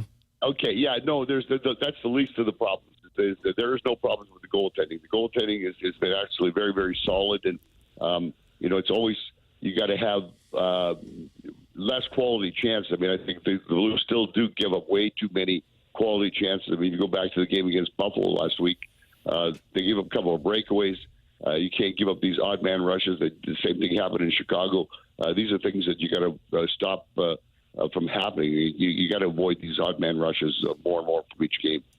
Blues and Senators Friday night, back-to-back games, and they travel to Columbus. An opportunity here for the Blues after a very difficult December schedule, a lot of road games. Now an opportunity to try to capitalize on some of the teams that have struggled here in the 2024-2025 season. Bernie Federko with us every Thursday on TMA, joining us on 101 ESPN. Bernie, always appreciate the time. Thanks so much. Thanks, fellas. You have a great day. You too. That's Bernie Federko with us on the Callier and Thompson phone lines. We go back to the college football playoff discussion. Charlie Marlo, friend of the program, big Ohio State fan, going to join us coming up. Brown & Crouppen is the presenting sponsor of TMA, and we are grateful for their support. Brown & Crouppen at 314-222-2222 or online at brownandcrouppen.com. Always great to have Ed Herman, Terry Crouppen, Andy Crouppen join us in studio. They are local. They are founded in 1979. They are celebrating their 45th 5th anniversary in St. Louis. Don't you want a local law firm if you're going to need the services of Brown and Crouppen, one who knows how to handle the ins and outs of your case and the local environment? Well, that's what Brown and Crouppen does, and that's how they separate themselves from the rest. They are online at brownandcrouppen.com, and you can give them a call at 314-222-2222. That's 314-222-2222, or go to brownandcrouppen.com. Make sure you let them know you heard about them on TMA. The choice of a lawyer is an important decision and should not be based solely on advertising. Past results are no guarantee of future results, and every case is different and must be judged on its own accord. Tim McKernan, Doug Vaughn with you. Martin Kilcoyne on vacation. Jackson Burkett, Chairman Kurt. This is The Morning After. It's presented to you by Brown and Crouppen on 101 ESPN and the TMA STL YouTube channel.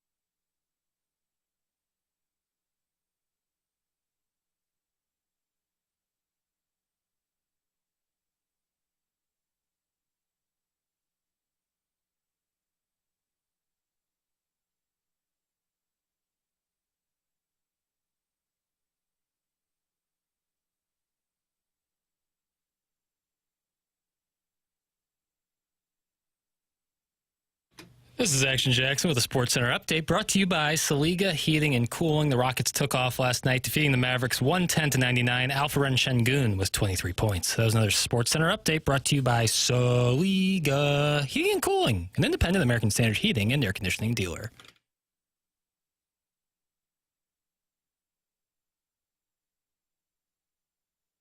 Welcome back to CMA 101 ESPN. Tim McKernan, Doug Vaughn, Martin Kilcoyne vacationing at Jackson's parents' place in the Hamptons. Jackson's on the ones and twos. Charlie Marlo, Doug, here on 101 ESPN, is on the Collier and Thompson phone lines. Would you say he's a Twitter provocateur of SEC fans? I would say so. Yeah, he likes to stir it up. Well, he's going to get the SEC next week when Ohio State goes up against the Longhorns. Morning, Chuckles.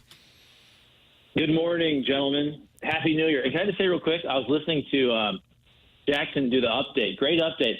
Alperen Şengün? Yeah. Who's this guy? Yeah. That's the same thing. I've never heard of this guy. No, well, you've been living under a rock, clearly, Charlie. This guy's a ball player. Real crafty big man. Jackson SportsCenter updates, Charlie, are the source of a great deal of consternation from the 101 ESPN audience. Alperen Şengün. I couldn't even believe that was a real person. Yeah, Turkish guy, plays for the Rockets. He's a bucket. All right. Crafty as all good get morning. Charlie, I enjoy you getting after the SEC folk on the Twitter tweets, and you acknowledged that while you wanted to see Arizona State beat SEC's Texas, all hell was breaking loose at the end of that game. You were fearful that one great game meant that your Ohio State Buckeyes would be involved in a bit of a snoozer because we couldn't get back-to-back great games, and you turned out to be prophetic. Not much of a thrill for you. But as an Ohio State fan, were you able to enjoy the festivities? Oh, yeah. Again, I'm looking for good games, but you have to be happy with the outcome. And I just feel like if you watch the last couple games, and really this was Ohio State all year, if they start fast like that, I think it's really hard to beat them when they get confidence going offensively. The defense has always been there, but and I hate to always go back to the Michigan game, but there was a tightness in that game that it built as the game went on and it stayed close. You could tell just the tension and the tightness and not kind of playing free and easy. And the last couple games, just getting such huge leads out the gate. And I think last night, Chris Fowler, I don't remember the exact quote, but he said something about Ohio State when they play with aggressiveness and freedom. And to me, the word freedom jumped out. If they can just play their game on offense this season, I don't know who can beat them, because I don't think the SEC has the Georgias and the Alabamas of a couple years ago. So just watching all the games right now, I don't see a team as talented as Ohio State. But Georgia will always scare them. And that's because of the past. It's because of Kirby Smart. I have all the respect in the world for Georgia. Like, I will never overlook Georgia. Texas, though, just watching them the last 2-3 weeks, I don't think Texas is that great, personally. Hot take. It's a hot take. Is that up there with you saying Jordan Binnington should be placed on waivers? I never said that. Media in this town soft. Well, that is true. The media is soft. Charlie, Ohio State really only played, I guess, 3 or 4 close games all year. They just steamrolled everybody. You think that Michigan loss right there at the end might have lit a little extra fire underneath them? Oh, 100%. And that kind of happened 2 years ago. I talked about this last time I was on, but they had a similar game versus Michigan where, you know, Michigan was better a couple years ago, but Ohio State just didn't play well. And I think that's where I know Ohio State fans are getting a lot of crap and people are talking about the Kirk Herbstreit comments, but it wasn't just the loss to Michigan. It was how they played. But I do think, look, the Big Ten looks pretty good right now, and Ohio State did beat Penn State, which looks pretty good, and they beat Indiana, and they played Oregon really tough on the road early. I know they had a close game versus Nebraska, but I think their schedule was pretty decent. I really can't explain. I can't explain the Michigan game, which in a way, and I think other people are starting to realize this. I think because, look, we don't watch all these games from every other team, but everybody watches the playoff game. And I think if you watch Ohio State on offense versus Tennessee and last night versus Oregon, it makes you even think more so, what the hell were they doing versus Michigan. It just didn't make any sense. And specifically, they just were, for whatever reason, running the ball and not using the weapons they have at wide receiver. That's what was, when I was watching the game, that stood out to me. And that it was just alarming. Just didn't make sense, and that's why people were scratching their heads so much. And another thing is, and maybe I'm in the minority on this, I don't think Ohio State's standards for Ryan Day are that crazy. If you really think about it, look, I hope they win the national championship, and I hope he stays forever, and nobody talks about this anymore. But he hadn't won a big game in essentially 4 years, if you really think about it. From 21, 22, 23 until they beat Tennessee, it had basically been 4 seasons since he won a big game. They hadn't beat Michigan. They hadn't won a Big Ten championship. They hadn't won a college football playoff game. And like it or not, those are the standards at Ohio State, especially in all 6 of his seasons. He's had top 5. We're talking top 5 AP preseason rankings and just ridiculous NFL talent. So I know people will look at the overall record and say, well, what are you talking about? How can you question Ryan Day? It really had been 4 years since they won a game of consequence. Looking back on it, would you now wish you had gone to Ohio State instead of Bradley? Question. That's a great question. Thank My you, answer, Doug. Yeah, thank you. Good job, Doug. I tried to play baseball going out of, so that was kind of my number one reason I went to Bradley, but I was able to walk on there. I kind of didn't want to go to Ohio State because everybody I knew went to Ohio State, right? Tons of my family members went to Ohio State. We would go party at Ohio State as high school kids down there when you had friends, brothers, and sisters that went there. So I will say this. I wish I went to a school that had a football team because I do kind of miss when people are really into their football team. And don't get me wrong, I'm an Ohio State fan, but obviously I didn't go there. But people that they go to the bowl games and every Saturday, like it's their team. That's why when I went and lived in Lansing, in a weird way, because it was 2 years pretty much just right after college, I almost kind of felt like a Michigan State grad for a while. Just because when you're there, you're so immersed. You go to the bars, like everybody's about the basketball team. Everybody's about the football team. And that's really fun. So I will say probably to my kids down the road, if it's a tiebreaker, now you should go to school for academics, but if it's a tiebreaker, I do think having those football Saturdays and being able to follow your team in the NCAA tournament is fun for the rest of your life if your team is good. Sorry, time is out. But academics was everything for you, and that's why you pursued journalism. Sure. Doug, I don't conform. Well, hey, look. Hey, I had a nice little scholarship at the Bradley University. So nice. By the way, the only reason I went to Bradley is because I did not get in to North Carolina. I wanted to go to North Carolina and just I would have went there and not played baseball, and that was kind of my dream school. And Doug, I got waitlisted, and then they denied me. What was going on? What kind of? Do you recall your high school GPA and your ACT or SAT scores so we can kind of do a little game film breakdown here with your academic career? For sure. First of all, so this was 2000. I graduated high school. So I believe back then, somebody can check now. I don't know if the standards have changed.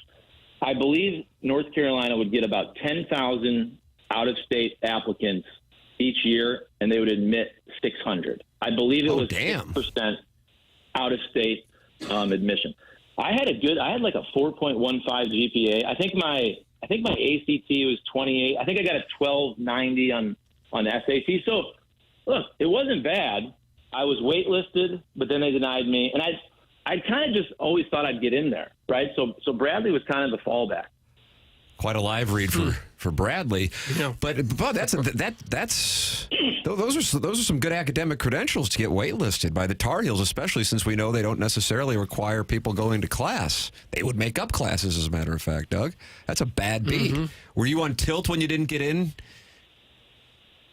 So, but it does seem like the athletes didn't have to go to class, right? It sure seemed like some of those fake classes were for the athletes. When was the last time you heard it? I wasn't a good athlete and wouldn't have played there. I think they actually looked at me and said, this kid. But also, like, you have to have, you know how colleges are.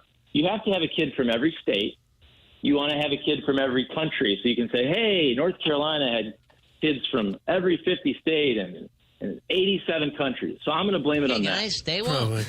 Isn't it amazing that nobody is ever on academic probation anymore in college sports? When's the last time you heard, well, he can't play, he didn't make the grades? You know what's funny? My wife and I were laughing about that yesterday because we always laugh about the quote from Cardale Jones. And my wife, Jess, she's not a big sports fan, but like she'll watch these big games with me, but she's not really watching.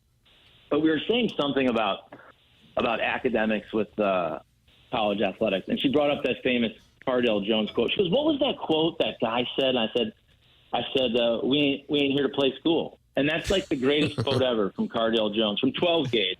And then I looked up the tweet, and he said something. People can look this up. It was something like, why do we have to go to class when we're here to play football? We ain't here to play school. Classes are pointless, or something like that. And I just thought that was only 10 years ago.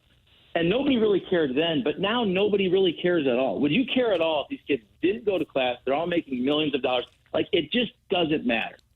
And by the way, they should all get their degrees, and it's their fault if they don't take it seriously. But for anyone to think, like, we really care if these guys go to class in big-time college football, it's a professional sport now. Yeah, I mean, we used to hear about guys being academically ineligible, and I haven't heard about that in forever. Doesn't happen. I know you have your podcast to do coming up at 9:30. Charlie's got this thing, and he's killing it. Where can the people find it, Chuckles?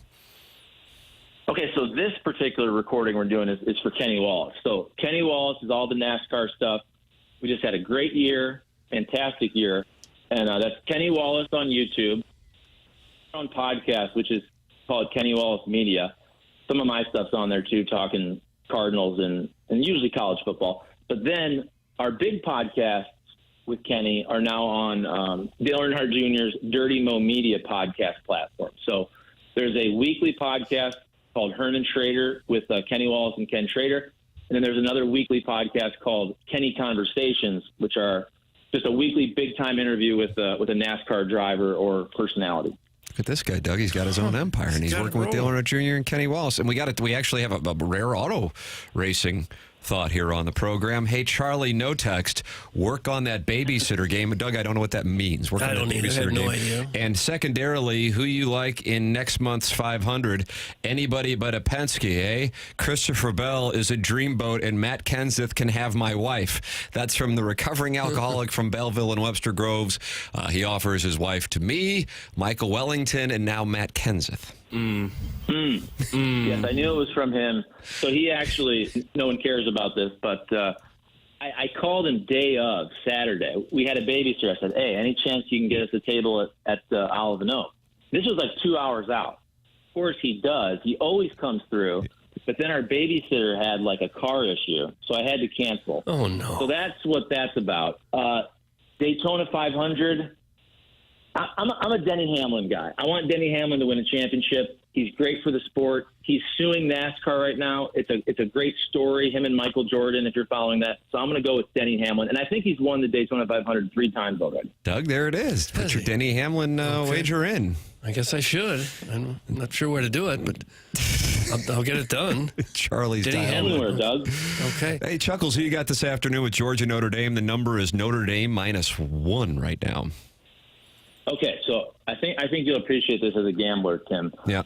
My gut would say Georgia's going to win this game by 10, but the fact that the number is so low makes me actually want to bet Notre Dame.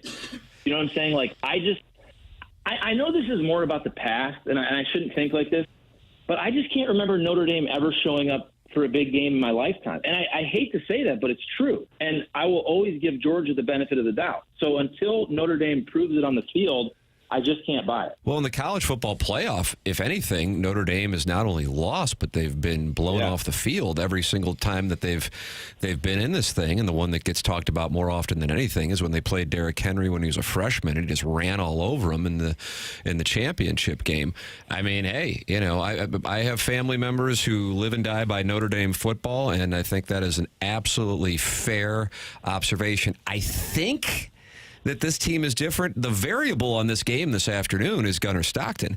He might make Georgia better than they were with Carson back. But the reality is he still has only played a half of, real football against a real opponent this year. So I'm intrigued by seeing it. And yes, I'm sure a lot of people are surprised to see that Notre Dame is the favorite. Your Buckeyes, by the way, are up to, it started at 4.5 over Texas. It's up to 6.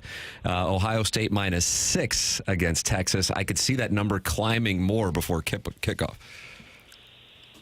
Yeah, and again, I'm not saying what I said earlier. I'm not saying that Texas is bad. And I know I focus too much on quarterback play, but Quinn Ewers, when I just watched him, I was watching him in the SEC championship game. I don't know. I'm just not 100% sold on that guy. I'm with you, Chuck. Again, Jackson's with you. Yeah, yesterday. Those Ducks. The play that he had to make, I can't remember what it was. Was it 4th and 13? They scored the touchdown. I mean, that's a ballsy play, obviously. But just watching Texas like the last 3 times they played, I didn't think they were on the same level as Ohio State or even Oregon. So who knows? But again, if Ohio State plays the way they did the last 2 games, I don't think it's going to matter. We'll see. Maybe Georgia, if Georgia gets through, maybe their line play can match up with Ohio State. I don't know, but I think it's going to be tough to beat the Buckeyes if they play the way they did the last 2 games.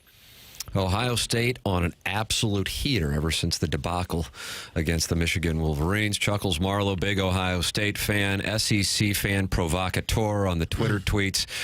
So I'm sure you'll be active this afternoon. Charlie Marlo with us here on TMA. Chuckles, always great to talk it over with you. Thank you so much, sir. You too, fellas. Happy New Year. Happy New Year, brother. Thanks, there he is. Chuck. That's Charlie Marlo, friend of the program, auto racing connoisseur. Auto racing podcast magnate? Guy? Oh, magnate. You like that? He's a magnate. You like that? Well, I don't mind it. Okay. If you can run the football and if you can stop the run, you have a good chance of getting the W. See? How about that? How about that? That's just really nice analysis. Email into the program the morning after at InsideSTL.com. Charlie taking it out on North Carolina for waitlisting him. Boy, God, if I had a 4, what did he say he had? A 4.15? Yeah, what's up with that? I have some acceptance rate numbers. What do we got? As of 2022, University of North Carolina has a 17% acceptance rate. For reference, University of Missouri has a 79% acceptance rate. What are you trying to say about where we went to school, Jackson? We're more inclusive. Yep. Yeah, nice, that's Doug. Nice. We're trying to build more of a community, whereas North Carolina wants to keep people out. I bet it's like a 0.5%, though, to get into the journalism school. Oh, yeah. Lower. Good luck with that. Lower. Good luck. Yeah, if you can't bring the takes, then hit the bricks. Right. There's a class where they teach you to give takes. Pay no attention to the facts, just yell. Ladies and gentlemen, this is TMA. It's presented to you by Brown and Crouppen. Tim McKernan, Doug Vaughn, Martin Kilcoyne, vacationing in the Hamptons. Jackson Burkett, Chairman Kurt. Michelle Smallman's doing her show. Doug, it's a national show. Yes, I know. And she's ILL, so she's probably all fired up. Oh, she is? Okay. And she's going to join us coming down the hallway at some point in the 9 o'clock hour when she wraps up her show that she is doing from Hubbard Radio on ESPN National. Looking forward to talking it over with Michelle. We also have the Design Air Heating and Cooling email of the day coming your way. Patty Maroon talked it over.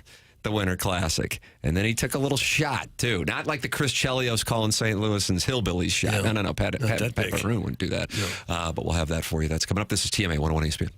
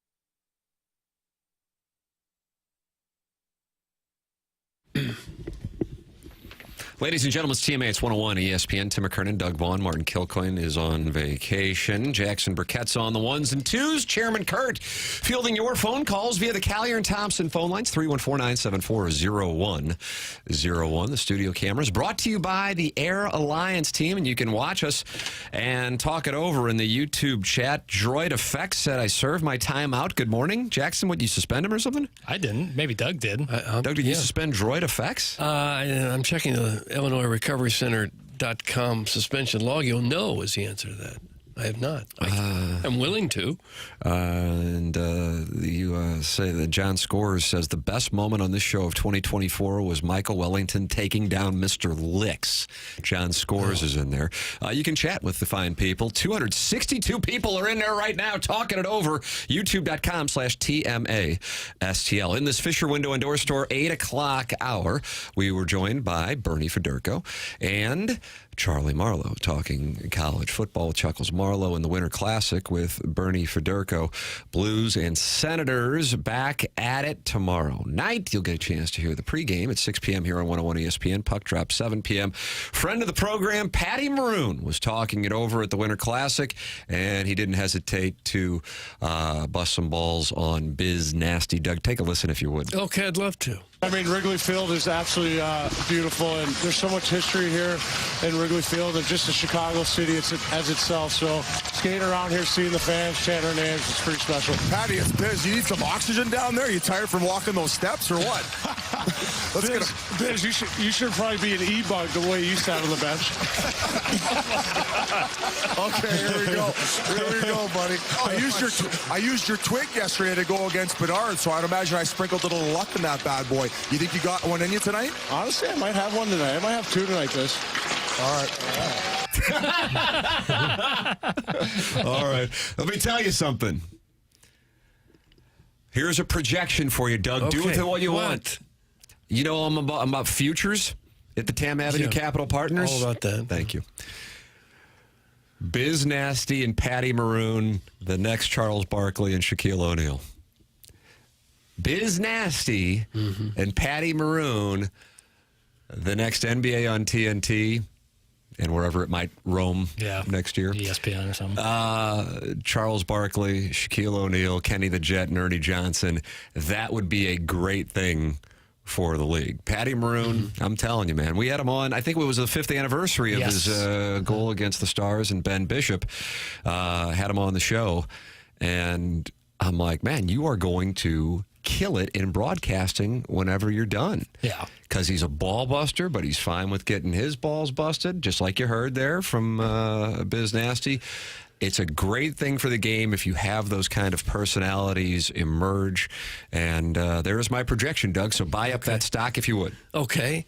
That'd be a fun team. I don't know that they will ever have the national brand recognition as Shaq and Barkley. Wow, you've been groomed for the NBA by Jackson. Jackson, your work here is done. Well done, Doug. Those two guys are virtually known by everyone in the country, I think. By this you don't point. think everybody knows about Patty Maroon, the pride of Oakville? Not to the same level as Shaq and Barkley. Going after Bennington at the 7 o'clock I'm not going hour after anybody. I'm saying, yes, it'll be a fantastic hockey show. But to reach that level on a national scale, I'm not sure who could do that. I mean, you heard Cam Jansen say he thinks Biz Nasty is the most famous hockey player outside of Gretzky in the world, and I don't think he's wrong. Really? In terms of, you ask random people on the street, 100 people on the street, do you know who Paul Bissonnette Biz Nasty is? Probably more likely than most other hockey players. Connor McDavid, maybe, Sidney Crosby. But Biz is all over the place, Barstool is a big brand. Yeah. I think and I think that both Chuck and Shaq, clearly great players just like Maroon and Biz, but we're not afraid to mix it up with a guy if they started talking sideways. And I think that element of it is important when you talk about funny, kind of humorous sports coverage. Well, it'd be great for the NHL for sure Yeah. if they had a couple guys that could carry a lot of the marketing that way. I mean, it's already gotten some traction with what they've done on TNT. But I'm telling you, I think Patty Maroon, if he wants to do it, and I think he would, if he wants to do it, I think that would be an outstanding combination of two guys going back and forth like you have with the NBA on TNT. And that's a great thing for the game if you can have that. I mean, I've always thought that, for example, the show that has become the signature show for the NFL, which is the NFL on Fox with Terry Bradshaw, without Bradshaw, I don't think that show goes where it goes, because he was a guy who was comfortable getting his balls busted. Yeah.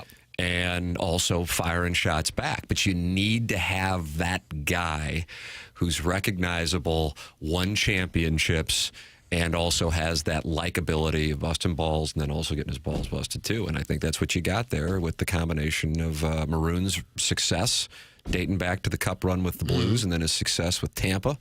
And I don't think there'll be a cup in his future in Chicago, Doug. I think the Blackhawks are on the verge of being mathematically eliminated from the postseason. Yeah, they stink already.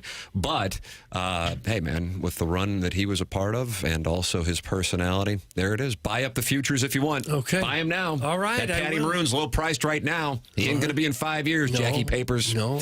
Ladies and gentlemen, the program's called The Morning After, and it's presented to you by Brown and Crouppen. We're in the Fisher Window and Door Store 8 o'clock hour. Michelle Smallman's down the hallway doing her national program on ESPN, but she's going to come down the hallway and join us on this program coming up at some point. We welcome you to participate in the show by watching and participating in the YouTube chat at youtube.com/TMASTL, by emailing in for our design, air, heating, and cooling email of the day, the morning after, at InsideSTL.com, or calling in to the Callier and Thompson phone lines, 314-974-0101. This is TMA, presented to you by Brown and Crouppen on 101 ESPN.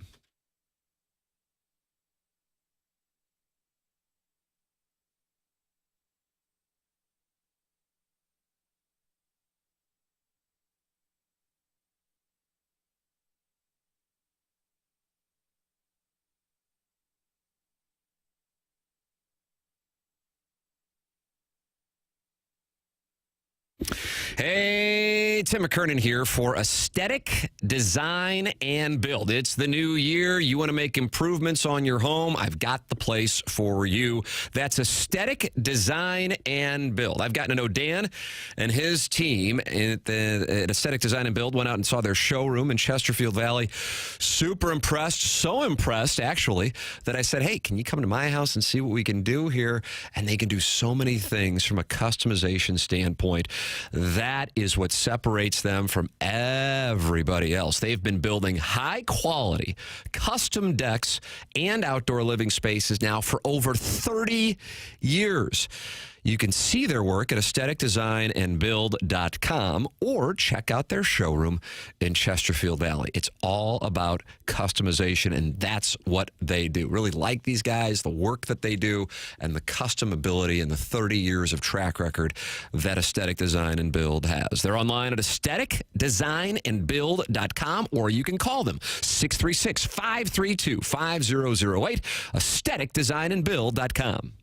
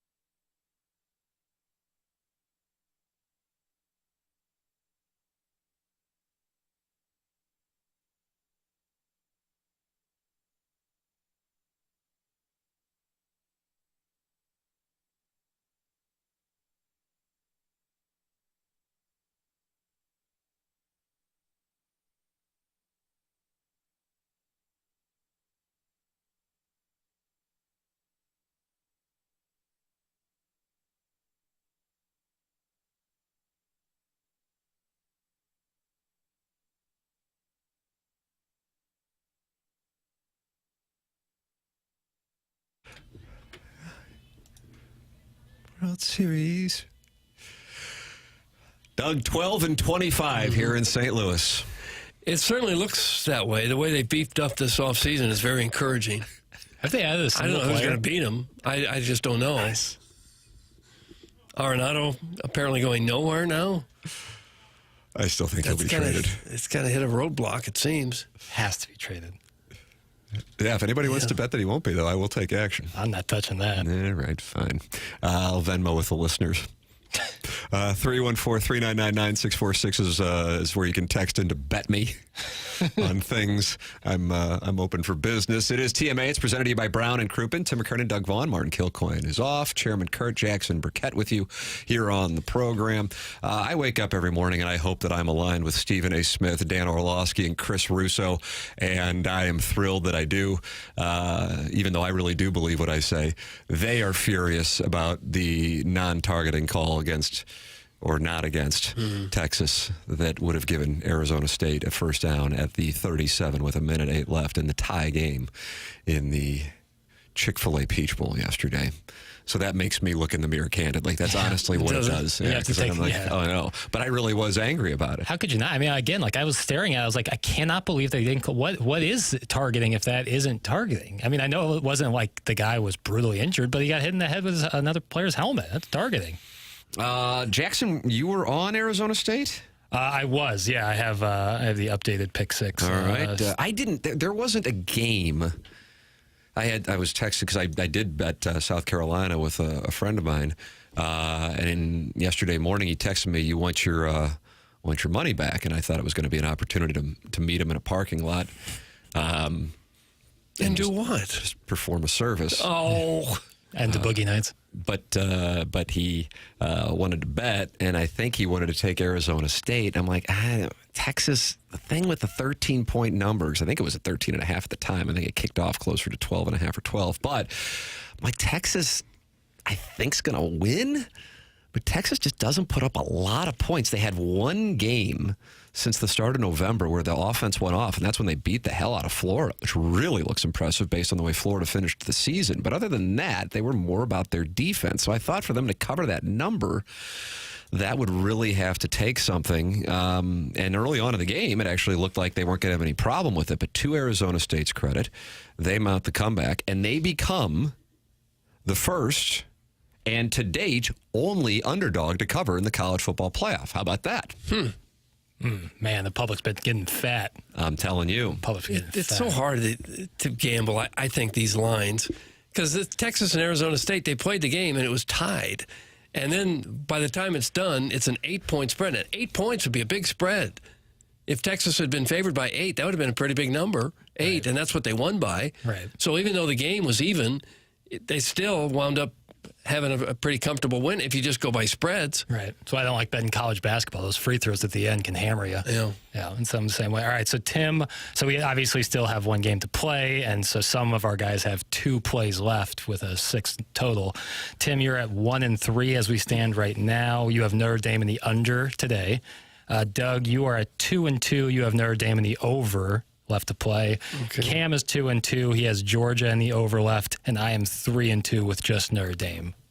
And you took Notre Dame despite not liking the Irish American community or the Catholic community. That's interesting. You came down real hard on him, I like what Lee Corso said yesterday on game day. He goes, never bet against the Catholics. I did see that. And I said, I'm with Lee Corso.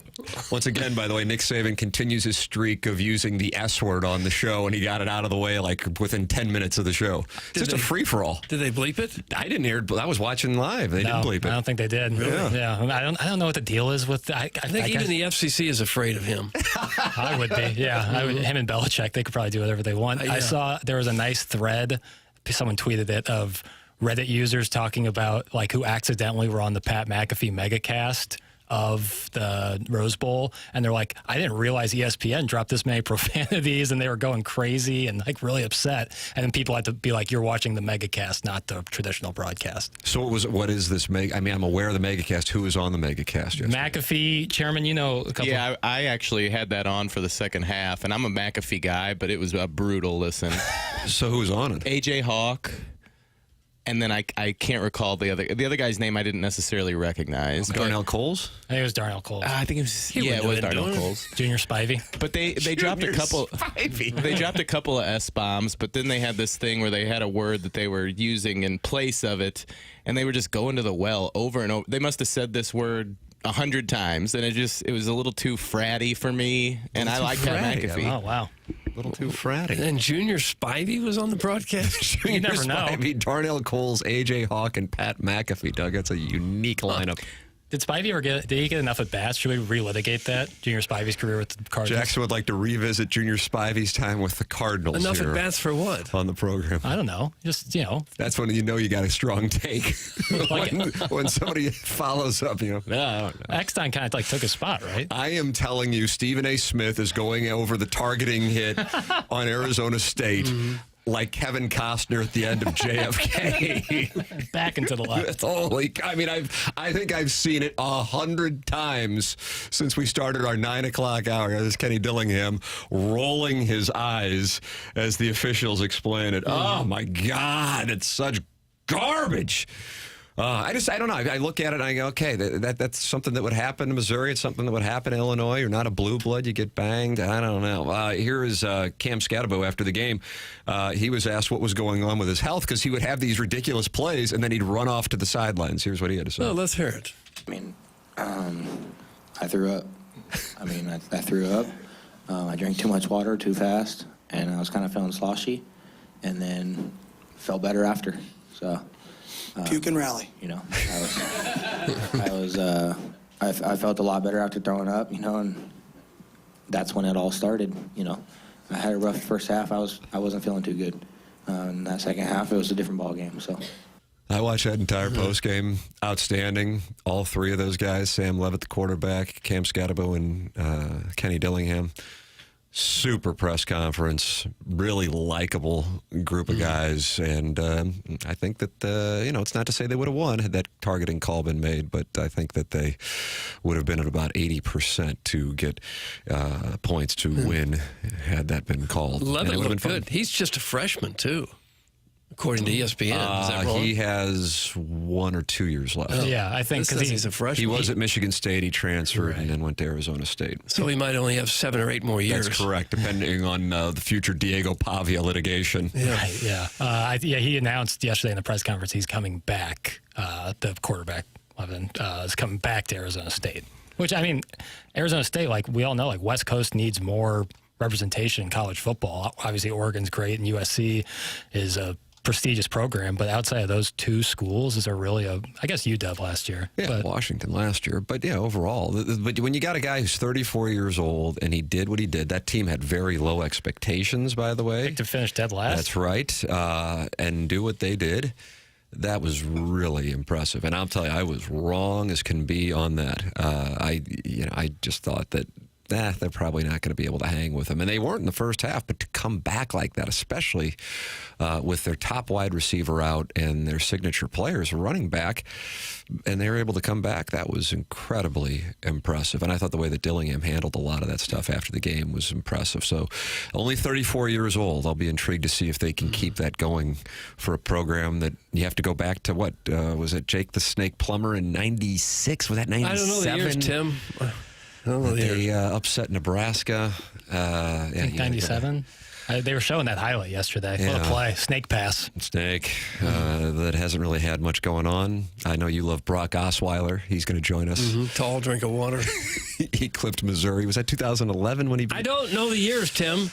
You got to do show prep. You got to do show prep. I think my favorite player now is this guy from Miami, Cam McCormick. He's in his 9th season playing college football. He set the record. 9 years of college football. That make him next to our listeners hijacking his post-game show? There's nothing that gets the Colonel Gabriel Petey Harmon more irritated than college guys approaching their 30s and still playing. I know. So he's 26 or 27 playing college football. He started at Oregon in 2016. Jeez, 2016. You were in school. I graduated high school in 2016. Well, this guy's still playing. I've been out of college for 4 years, going on 5 years in August. Oh my God. He got hurt a couple years, transferred, COVID. So, Tim, theoretically, if you start right now, you could play college football until you're 60. And I think there'd be some schools. I don't know if it'd be Power 4 schools, honestly. Be a lot of them interested, I'll tell you that much. Thank you. Right, like FCS schools who could really use your services. Do you guys mind if I don't go to practice? I want to play golf. Cam McCormick was born in April of 98. Nice. I was born in March of 98. Perfect. You guys ought to get together, do a podcast. What position does he play?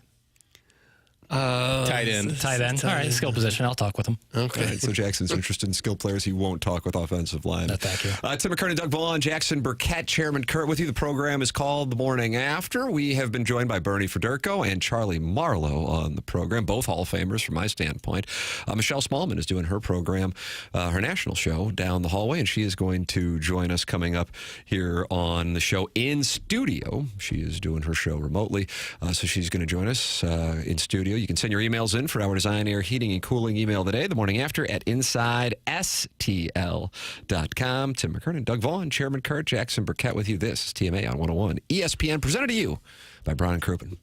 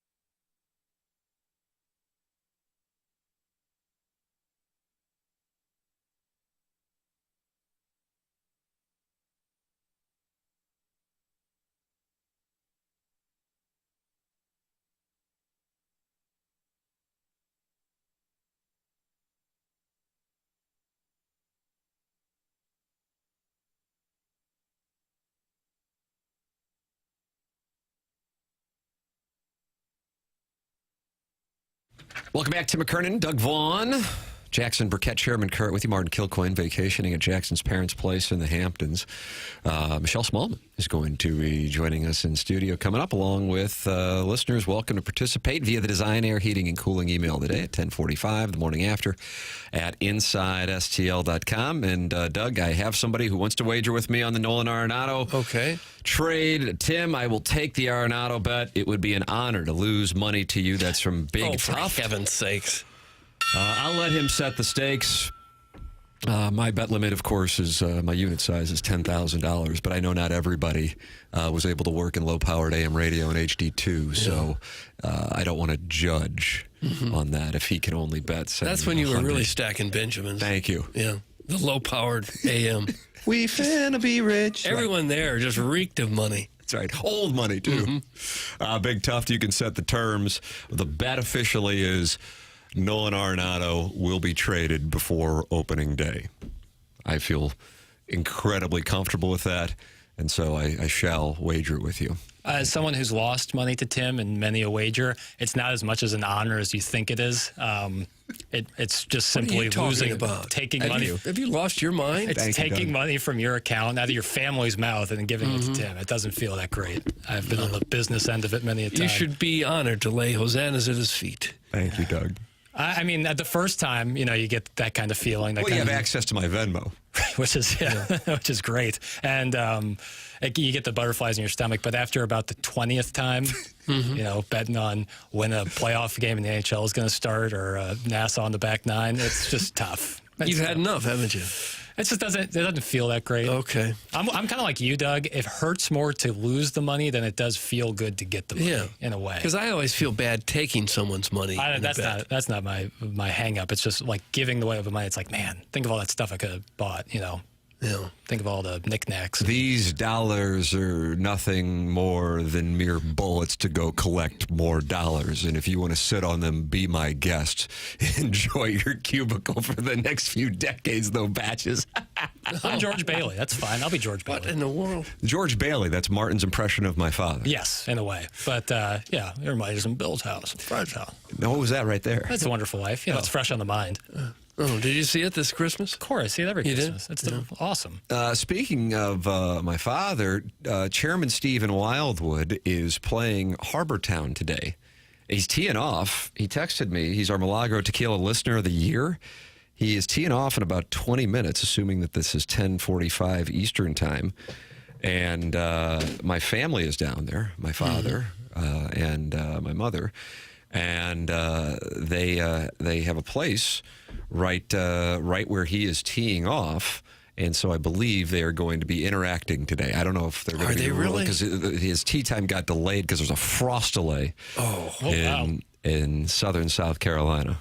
So if we think it's rough here, Doug, imagine having a frost delay in southern South Carolina. Yeah, they don't deal with that very well, I wouldn't think. But Chairman Stephen Wildwood will be going off, and I think he is going to shoot. I'll give him a 107.5 is the over-under. What do you want? Well, it depends on how closely he sticks to the rules. Ah, so you're calling him a cheater. I like that. Well, I'm saying that casual players tend to bump up their ball in the fairway and, maybe miss a penalty shot or two along the way. So you're I don't taking know the over. how strict he's going to play. So you're calling him Patrick Reed. I'm not calling him Patrick Reed. I'm just saying it's a big difference if you play your ball down or improve the lie a little bit. 107 is the number you said? 107.5. On a cold day at Harbortown, I'm going over. You're going over. I've played with a gentleman. Good guy. Good guy. Listen, I am one of the biggest fans of Stephen Wildwood. He's the 2023 Milagro Tequila Listener of the Year. Mm-hmm. Having said that, I've played golf with a gentleman, and things can get away from him sometimes. And that's not, things get away from me all the time. So I'm not, who am I to judge? Yeah. But I'll take the over of 107. On a cold day, playing golf in the cold is really not great. And it's a tough course. Really tough course. And, assuming you putt everything out and say, oh, well, that's 7 or 8. Yeah, give me a 7 or 8 when it could have been a 9 or 10. That makes a big difference on what the final score is. All right. So Chairman Stephen Wildwood, I'll let him know that everybody's going over 107.5. Yeah. I thought that would be a good number for a guy who's like an 18 handicap. But not enough around here. Well, the book is left exposed on Stephen Wildwood's play.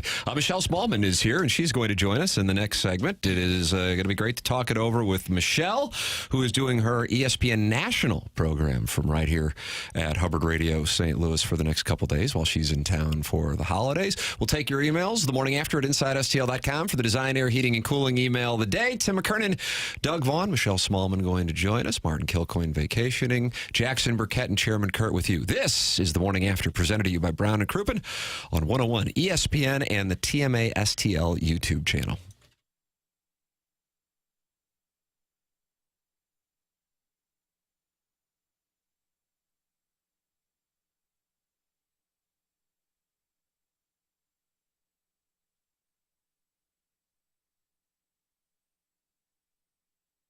Hey, this is Tim McKernan for Stewart's American Mortgage. Man, I tell you this. I like when somebody associates with this program and says, hey, here's the deal. I'm setting up a special phone number for the listeners. Well, Stewie goes above and beyond because he's giving out his cell number to our listeners. 314-324-4440. That's 314-324-4440. Or you can just Google the Bagel Loan. If you are someone who is looking to purchase a home here in the new year or want to get a refinance, this is the person to call. I got a chance to meet with Stewie of Stewart's American Mortgage and his son. And once I was done meeting with him, I'm like, why would anybody go anywhere else.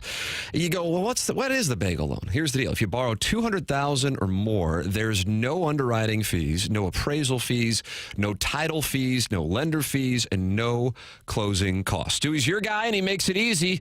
Any questions on rates, the industry, trends, give Stewie a call, and you can call him directly on his personal cell phone, 314-324-4440, or you can Google the bagel loan.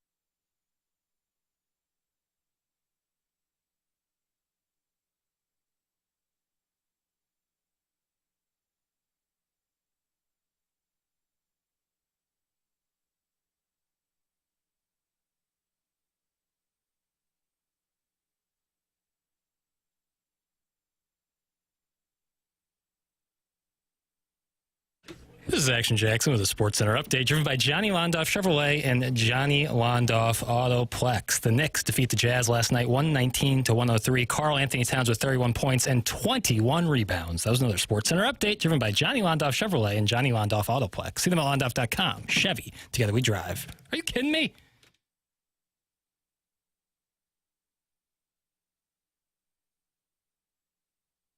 Doug, let's class this joint up. Okay. It's high time. Yeah. It is our honor, nay, privilege to have Michelle Smallman in studio with us. Oh, well, thanks for coming. Unbelievable. Thanks for having me in, you guys. It feels so good It's to be back in the studio. Yeah. What's going on? Oh, you know, just doing my show from St. Louis, which is always great to be back in the hallways here at 101 ESPN. But I was home for the holidays, and I didn't want to leave until this weekend because today is my mom's birthday. Shout out to my mom. So Tommy and John and everybody here was so gracious to set me up a studio. So I've been doing Unsportsmanlike from the studios today and tomorrow. Tough to do from a remote location. It's not as difficult as I thought it would be because we have such great technology. We're on Zoom. I can see Canty and Evan, but I'm in a small space by myself, and we have TV grade lights that are very close to my face. So other than that, no problems at all. And normally you're in Bristol or New York? New York. We are at the South Street Seaport. Yeah. You like it there? You like living there? I love New York. I really do. I didn't know how it would be for me when I moved there, but I really love it. It has simultaneously the feeling of obviously a really big city, but a small town feel. And I know that sounds crazy in New York, but you get really used to your neighborhood and you kind of stick to one part of town. But you have the luxury to go about other places. And it's just a very dynamic place to be. But obviously I miss home and I miss St. Louis all the time. May I ask, like, what ballpark area of New York City you Park live? Avenue, I would assume. I'm always maybe one day. I'm always very careful about that. But I'm curious, ballpark. I am downtown. Downtown. Yeah, downtown. When I nearly moved there, I was told by my friends who live there that you don't want to go above 14th Street. Yes, a lot of people think that. Now, what's that all about? So 14th Street is kind of the demarcation of Midtown to downtown. Midtown, people generally want to stay away from. It's like Times Square-ish. Yeah, a little touristy. Although there are like Hudson Yards is over there, Chelsea. There are some good pockets of Midtown, but Uptown feels kind of like the suburbs. Yeah, that's what I was families. told. It's Really? quieter. Somebody it's told cleaner. me that the Upper West Side's like living in Fenton, and I said, "Is that right? The Upper West Side of New York is like living in Fenton." And I love the Cracker Barrel in Fenton, so I was tempted. You know, I haven't been to a Cracker Barrel. They don't have one in Lower Manhattan. You know what? That's a I haven't miss. seen one, but That I'm is a going to keep miss. my eyes peeled for it. But I've been to a Cracker Barrel in a minute. Oh, And I miss those chicken fried steak. biscuits. And that little country store. I miss a Cracker Barrel. The golf tee game. It's just Battery City wonderful. Park. There you go. Now, do you ride the subways? I Are they do safe? all the time. Yeah, are they safe? They you must know, it be. depends on the day. It depends Yeah. on the day. It's always an adventure, we'll say it that way, Mhm. but it's the cheapest and fastest way to get around, so you kind of have to do it. What time you getting up? Usually 4 a.m. 4 Today I a.m. got up at 2:30 because I'm an hour earlier, and normally I have the great luxury in New York to have hair and makeup every day, and that usually takes an hour. And so for me to have to do it myself, I have to get up another hour to do it. Because it's not just regular hair and makeup, it's TV grade hair and makeup. So you really have to spackle it on. And that takes, you should see the kit I have that they sent me with. It's like this huge box that I'm supposed to use, and I'm not very good at it. So you can stop tweeting at me that I look terrible. I'm aware. I'm not an Jackson, artist. stop tweeting at Michelle. Yeah, please, Jackson. You're I preaching did to the my choir. best. We have to throw on Doug's always got concealer in his pocket. He's always ready to go with the Yeah, makeup. you're ready at any Very time. much so, yeah. I'm not ready for plastic surgery is what I'm ready for. Now, do you have to do it yourself? the makeup? Today and tomorrow. Oh, but normally when they I'm- do it. Yeah, I have an amazing hairstylist, Anita, and a makeup artist, Ashley or Lou, depending on the day. And they are magicians. Like my very first day on Unsportsmanlike, I had a black eye, and they were able to cover it. Who hit you? Someone on the subway? Myself. You No, hit it was not yourself? someone on the subway. Oh. I was vacuuming. This is a true story. At my apartment, and I live in a very tiny downtown New York City apartment. And I was vacuuming, and I tripped over an air purifier cord, and I fell forward. Oh, jeez. And there's no space, so I couldn't brace myself. And I hit my face on a drinking glass on my coffee table, and it cut me and bruised me right here on the inside of my eye. And I had never been on national television before. And so for my very first day, I showed up to hair and makeup in Bristol, Connecticut. And I was like, hi, I'm Michelle. I'm going to be doing Unsportsmanlike. It's my very first day, and I have a black eye. And they were able to cover it, and you could barely You couldn't tell. You could Really? barely tell. Except for the fact that Evan Cohen, my co-host, the very first words out of his mouth on our show, in the history of our show, were, it's Unsportsmanlike on ESPN Radio. I'm Evan Cohen. He's Chris Canty. She's Michelle Smallman, and she has a black eye. I'm like, thanks he so aired you much. out. He aired you out. He did. He totally aired me out. So the lesson there is just stop vacuuming. Correct. Yeah. I It's just need to make overrated. more money so I can get Yeah. a cleaning lady, I guess. In that moment, when that happens, which I gather was like a Sunday afternoon. Yeah, it was. Yeah, a Sunday. I think it was a Sunday because it was Labor Day weekend. Okay, so you're thinking to yourself, I'm sure you've got a little anxiety, big debut. Oh, yeah. And when that happens, you're not only feeling the physical pain, you're thinking, oh my God, what do I do? My first day on national television, I'm going to have a black eye. Oh, yeah. I did a lot of frantic Googling, a lot of icing, went out and got the arnica gel, was doing everything I could to try to minimize it. But, you know, those bruises have a mind of their own. But thankfully, we had gotten to like the green stage of the bruise by the time I actually got on air, which I have since learned is easy to color correct green with is. foundation. Yeah, it's Okay. easier, I guess. So how you liking doing the show? I love it. Yeah. I really love it. Of course, I miss 101 ESPN. I miss everybody here. I miss St. Louis, but I love my co-hosts. We actually really get along. We hang out outside of work. We have done a hibachi dinner. We just did a karaoke hang. And I just feel like we've, after a year and a half, kind of all settled into our respective roles on the show, and we really trust and support each other. And it's so cool every day that we have a buffet and we can talk about anything in sports because I we're a thought you had national show. food. You don't have Well, food? I wish we had a buffet of food. That would be nice. If Craft the bosses at services. ESPN are Oh, listening, gosh, please yeah. hook us up. But we, since we're national, we're coast to coast, we can talk about whatever we want, whenever we want, which is pretty cool. Obviously, we skew more football heavy because that's what the country wants to hear.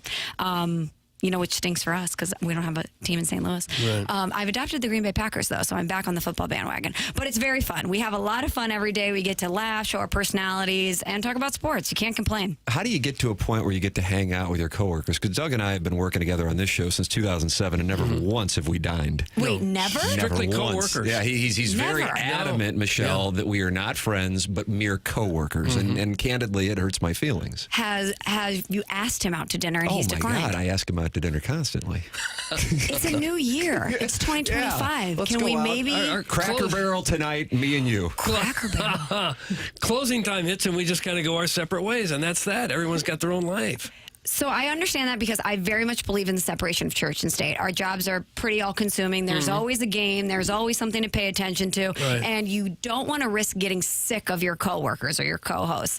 But I will say, in every show that I've worked on, when we've hung out outside of work, it's made our show better. Oh, really? Every single one. Doug, it's time for me and you to break bread at Cracker Barrel. We should just pal around, drink beers, and eat the chicken fried steak at Cracker Barrel? I think one time you need to try it. Don't knock it till you've tried it. Thank you, Michelle. And I think we need to document it for the webs, for the social medias. That's the move. I hadn't even thought of that, frankly. Well, I mean, that's why she's doing what she's doing. So you work with Chris Canty. Correct. And Evan Cohen. Correct. Now, when I would be in Jupiter, Evan Cohen would be all over the place in the West Palm market. Yeah. He was doing like mornings or afternoons in West Palm, am I right? Is he still doing 2 shows? No, he's because he used to be doing doing ours. 2 shows, Yeah. right? He was doing mornings on one place and then afternoons on another, if I'm He's not a mistaken. beast. He's an absolute beast. beast. Is that right, really? We, when Is he a New York native or West Palm native? He is a New York native, but then spent a lot of time in Florida. So Okay. I think he lived in Florida for like 2 decades. So he's kind of 2 for 1 there. But he was born and raised in the New York area and lived there for many years. But yeah, no, Evan is a beast. He can do 4 hours of our show and then 2 hours of Greeny and be like, what's next? Because sometimes we'll have to fill in on other shows when people take vacation or whatever. By the end of that 6th hour, I'm slap happy. I don't know what I'm talking about. It gets very weird. We used to have this thing when I produced for Silo and Canal where Randy Scott, who's a Sports Center anchor, would fill in on our show, which was from 1 to 4. And we would call that last hour the Randy Scott hour because he had done the morning Sports Center and then our show. And he was just so delirious by that last hour that we never knew what we were going to get from him. And I feel like that's my Randy Scott hour, is that 6th hour. Evan's ready to go. He's ready. He's like, another show? You want to have me on later? He's built different, as the kids say. God, he likes to talk. America. He does, and I need a nap at that point. I'm sick of hearing myself talk at that point. Now, in New York, do a lot of people ask you what high school you went to?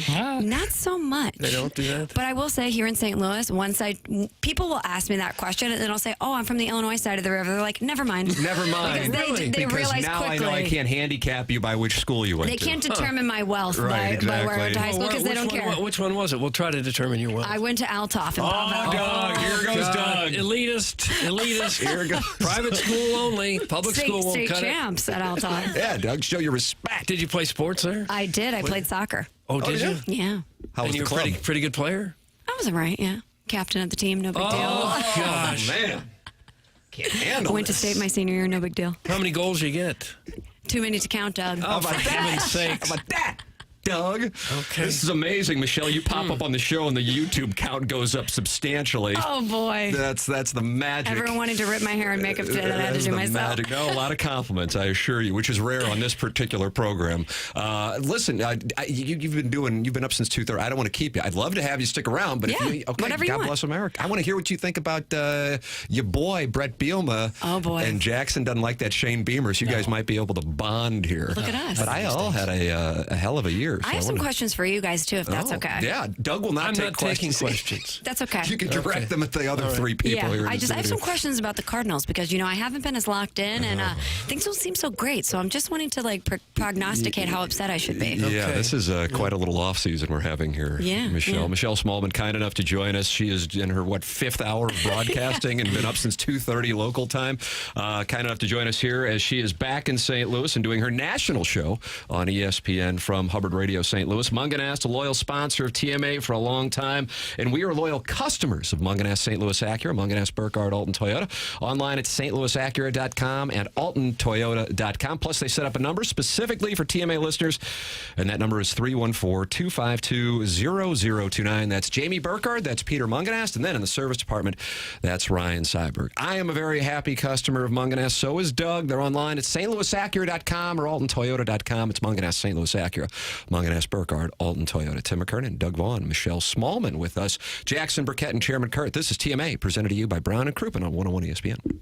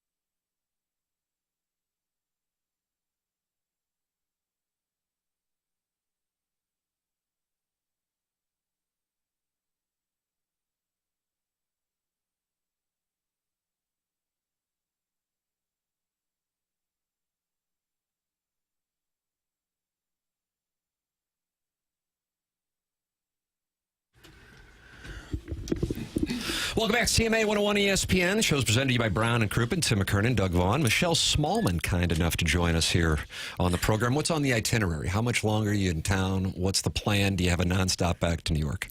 I do have a nonstop back to New York, bless which America. is critical. You're because going LaGuardia. You know it. Yeah. Best airport in America. What a Sunday charge it's made. It was garbage like a decade ago, and now it's outstanding. You've been? Yeah. The new it's LaGuardia is amazing. Awesome. People who haven't been to New York, if you're going to New York, don't go to JFK, don't go to Newark. Make sure you fly through LaGuardia. It is as seamless as you're going to get. Jackson flies into Teterboro, just FYI. Oh, okay, Usually. fancy. Yeah, you know what I'm talking about? I forgot about Jackson. Yeah, Ledoux, Fancy. now you know. Yeah, that's right. That's right. He's like the Upper East Side He is of Upper East St. Side. Louis. That's right. Yeah, big Park Avenue. big Park Avenue apartment. He summers in the Hamptons still. It's true. Well, Southampton, yeah. Which is the nicest of the Hamptons. Correct, well, it's the most expensive of the Hamptons. Well, and therefore that's where he is. Obviously. You've done a little Hamptonsing. I know this. You know, I've dabbled here and there. What's going on? What's going on there? What's going on? So when you live in New York City in the summer, it is like a St. Louis summer where there's no air movement. The humidity is crazy because of all the buildings. There's no airflow. And the difference in St. Louis is normally we're living in houses where we have space and you can crank up the AC and you can find some sort of comfort because of where you live. In New York City, we're living in shoebox apartments. My air conditioner is a window unit that is so loud, and the air that comes out of it is like sticky almost. Can't stand to be in your apartment. So what happens? People escape. They don't stay in New York City in the summertime. I don't have that luxury because I have a job that requires me to be in studio in New York City. But on the weekends, a lot of us, as we like to say, Jackson can tell you, we go out east. That's what we say. We go out east. I don't like that at all. Or I'm going to the beach, which means we're going to the Hamptons. Yes. And there's several ways you can get there. You can take the train, you could drive. People like Jackson like to blade out to the Hamptons, which means they take a rollerblade, helicopter, a chopper. I was thinking rollerblade. Inline down That's Long a long Island. way. That would take you quite some time, yes, to rollerblade. But no, some people, the Jacksons of the world, they will blade out to the Hamptons, which instead of 3 hours in traffic, maybe more in traffic, is a quick 30, 45. Oh, Jackson. It's like I'm like Logan Roy. Absolutely. I've never done that. I'm not in Jackson's tax bracket. How do you get out there? Well, if my friends drive, I hitch a ride with them. If not, another way you can go is take the jitney, which is a bus, which I do not love.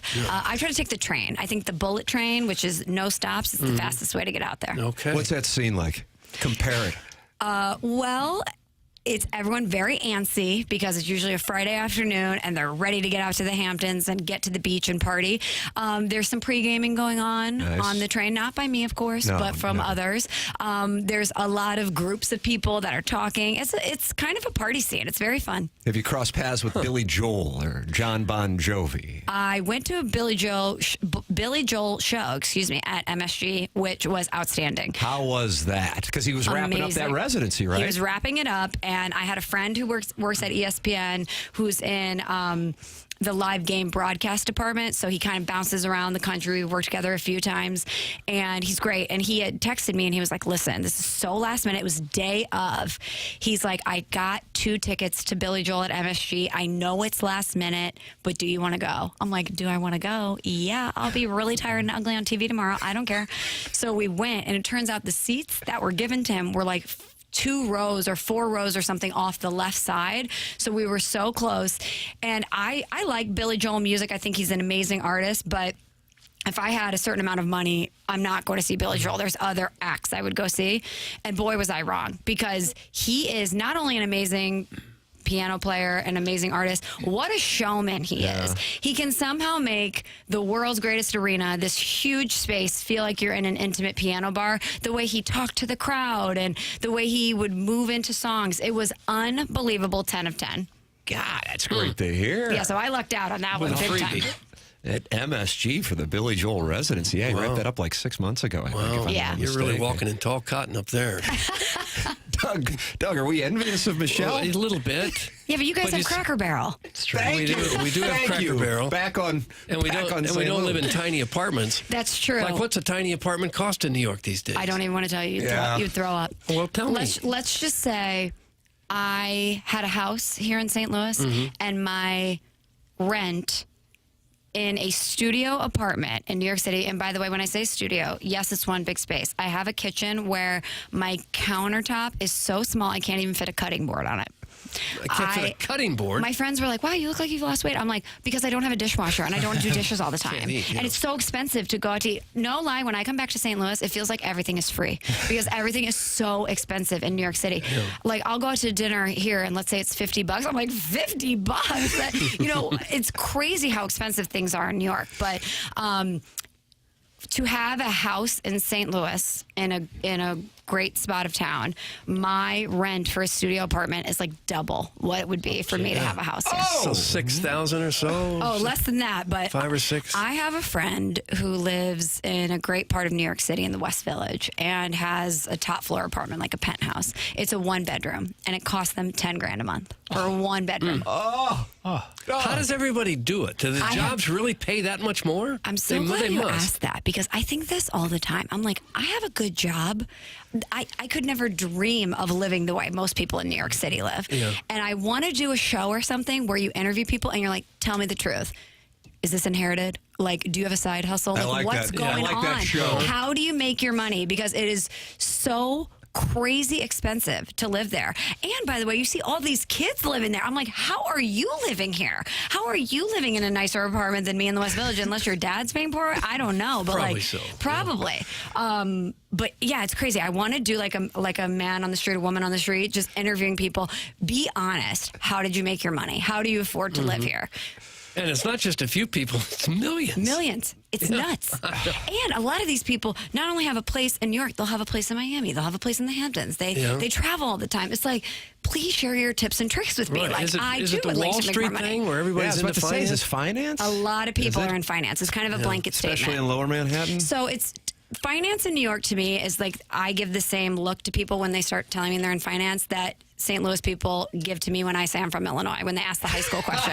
Because whatever they're going to tell me is going to be so over my head, and I'm not going to care. I'm just going to be like, okay, you make a lot of money, great. Like, I don't know about stocks and bonds. I talk about sports for a living, you know? I suppose there's also the fact where wealthy people from all over the world are living in New York, too. Yes, It's yes. not just Americans who are able to do it. That's right. It's big money from all over the planet. Huge international city, which is one of the reasons why it's so vibrant and dynamic. But yeah, people with big money from all over the world are like, oh, New York is it. I need to move there. That's where it's got to be. Yeah. So you are living in Lower Manhattan. Are you like on the first floor? What's Third floor. But I have an elevator, which is so there's a couple things that you need to know about New York real estate. One, it's impossible to get. Some people, to even rent an apartment, have to get a broker, which can cost you anywhere from $5,000 to $8,000 just to get a broker Just to get you a broker. in Just to buildings. get a broker. I lucked out and didn't have to go that route. And then a lot of times you need first and last month's rent. So you could be $20,000 in the hole before you even get in a studio apartment there. It's insane. So know that you're gonna have to save a lot to get in an apartment there. That's number one. Number two, there are luxuries that we here in St. Louis take for granted. Give us an example so Free we can parking. appreciate our hometown. A car in general, Free parking, luxury yeah. in New York City. You probably spend at least $1,000 a month to park your car in New York City if you're lucky enough to have one. Number two, a dishwasher. Having a dishwasher in your apartment is a huge luxury in New York City. Taking it a step further, if you have in-unit washer dryer, you're rich. Like, oh, you're rich. Most people have to either go to a laundromat or send it out, or they have like a community one in your building. What would you say the ratio is of the dollar in St. Louis to the dollar in New York City? I used to say 2.5. What do you think it is? 2.5 to 1. 2.5 seems fair. Yeah. Maybe 3. Is that right? Yeah, I don't know. It's above 2 for sure. It's definitely more than double. It's insane.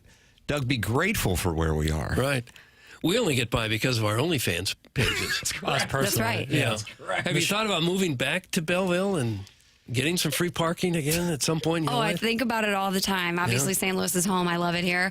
And every time I'm home, I'll go to my parents' house and I'll be like, look at all these rooms. You guys just have rooms. There's a living room. There's a kitchen. There's a bedroom. There's another bedroom. There's an office. You live in one singular room, you kind of start to go crazy when you live in a studio apartment. So yeah, there are many positives about St. Louis that I took for granted living here that I think about all the time when I think about my future. Yeah, that's understandable. I mean, I'm telling you that studio apartment in New York City, that makes you appreciate the space and the hometown. I bet. Michelle talked about summers in New York and how people want to get out. There is nothing like the smell of Midtown on a hot July day. You can't stand. You have to sit down. It'll knock you on your ass. It is brutal. It is the worst. Like, I couldn't believe. I was like, this is how people live. It smelled so bad. You know what gets me when I'm there is just the intensity of everything. Oh yeah, it is. Just crossing the street, people shoulder to shoulder. Oh. I had heard about that, obviously, and had experienced it to a certain degree when I would visit New York, which I did often when I lived in central Connecticut. But until you're living there, they always talk about the energy of New York.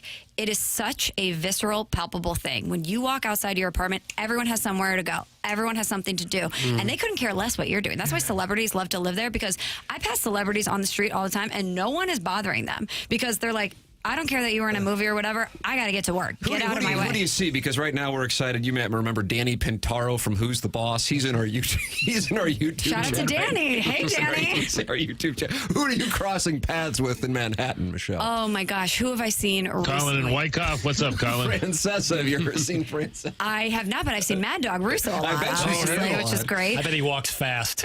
He is. So he's obviously a huge baseball guy. So anytime I see a dog, he wants to talk about the car. What's going on with the car? I can't do a good dog impression. He's like, what's going on with the Cardinals? I'm like, you think I know? I don't know. I don't have any explanations for them. I'm as disappointed as you are. What celebrities have I seen in New York? Well, I see Alec Baldwin a lot. Oh, is that right? I see He's him in the same a lot. hood? Yeah, when I go to walk, I see him. He's probably on edge. He seems a tad ornery. He's got a lot of kids. Yeah, he does. Got a lot of kids. He has decided. He yells at them, too. I see him and his wife and a lot of their kids. I recently kind of bumped into Andy Cohen. I was going to get a coffee, and again, I was after the show. I was hustling, and I needed to get to the gym, need to grab a coffee, and I kind of almost bumped into somebody. And I looked up, and it was Andy, and I'm like, I love Bravo, fellow St. Louisan, and I froze. I didn't know what to say, so I just went, "Hi, Andy." And he was like, "Hey," and kept it moving. Oh, you blew it. I totally blew it. My friends in the group chat, my girlfriends were very upset because they were like, "This is your moment. That was your moment to befriend him and get us in." And I was like, "Yeah, I know." He would have been all over it too. I don't know. I think he would have been like, "Get out of here, leave me alone." No, because he loves St. Louis sports, and you're on ESPN, and you know the St. Louis connection. Oh, I want that one back for you. I want that one back for you. I want it back for me, too. Maybe you'll see him again. He did. He was so polite. He said hi back, but he kind of looked at me like, are you okay? I was just like, hi, Andy. I saw Julianne Moore recently walking down the street. Amazing actress. There's celebs everywhere. They're crawling in New York, but nobody cares because they got places to go and people to see. They got to get to their finance jobs, They gotta get to the finance crunch the job. numbers, I guess. Michelle Smallman, kind enough to join us here on 101 ESPN. She is doing her show on Sportsmanlike Live from Hubbard Radio, both today and tomorrow, and then she will head back on a nonstop to LaGuardia, which was a nice score. Can I ask you to stick around, or you got to go? No, I'm good. I just have to leave. What time is it? I got 10 o'clock. By 10:15. 10:15. Because I have stuff with my mom I'll for go my birthday. ILL and we'll talk Cardinals. Michelle Smallman sticking around for one more segment. This is TMA presented to you by Brown and Crouppen on 101 ESPN and the TMA STL YouTube channel.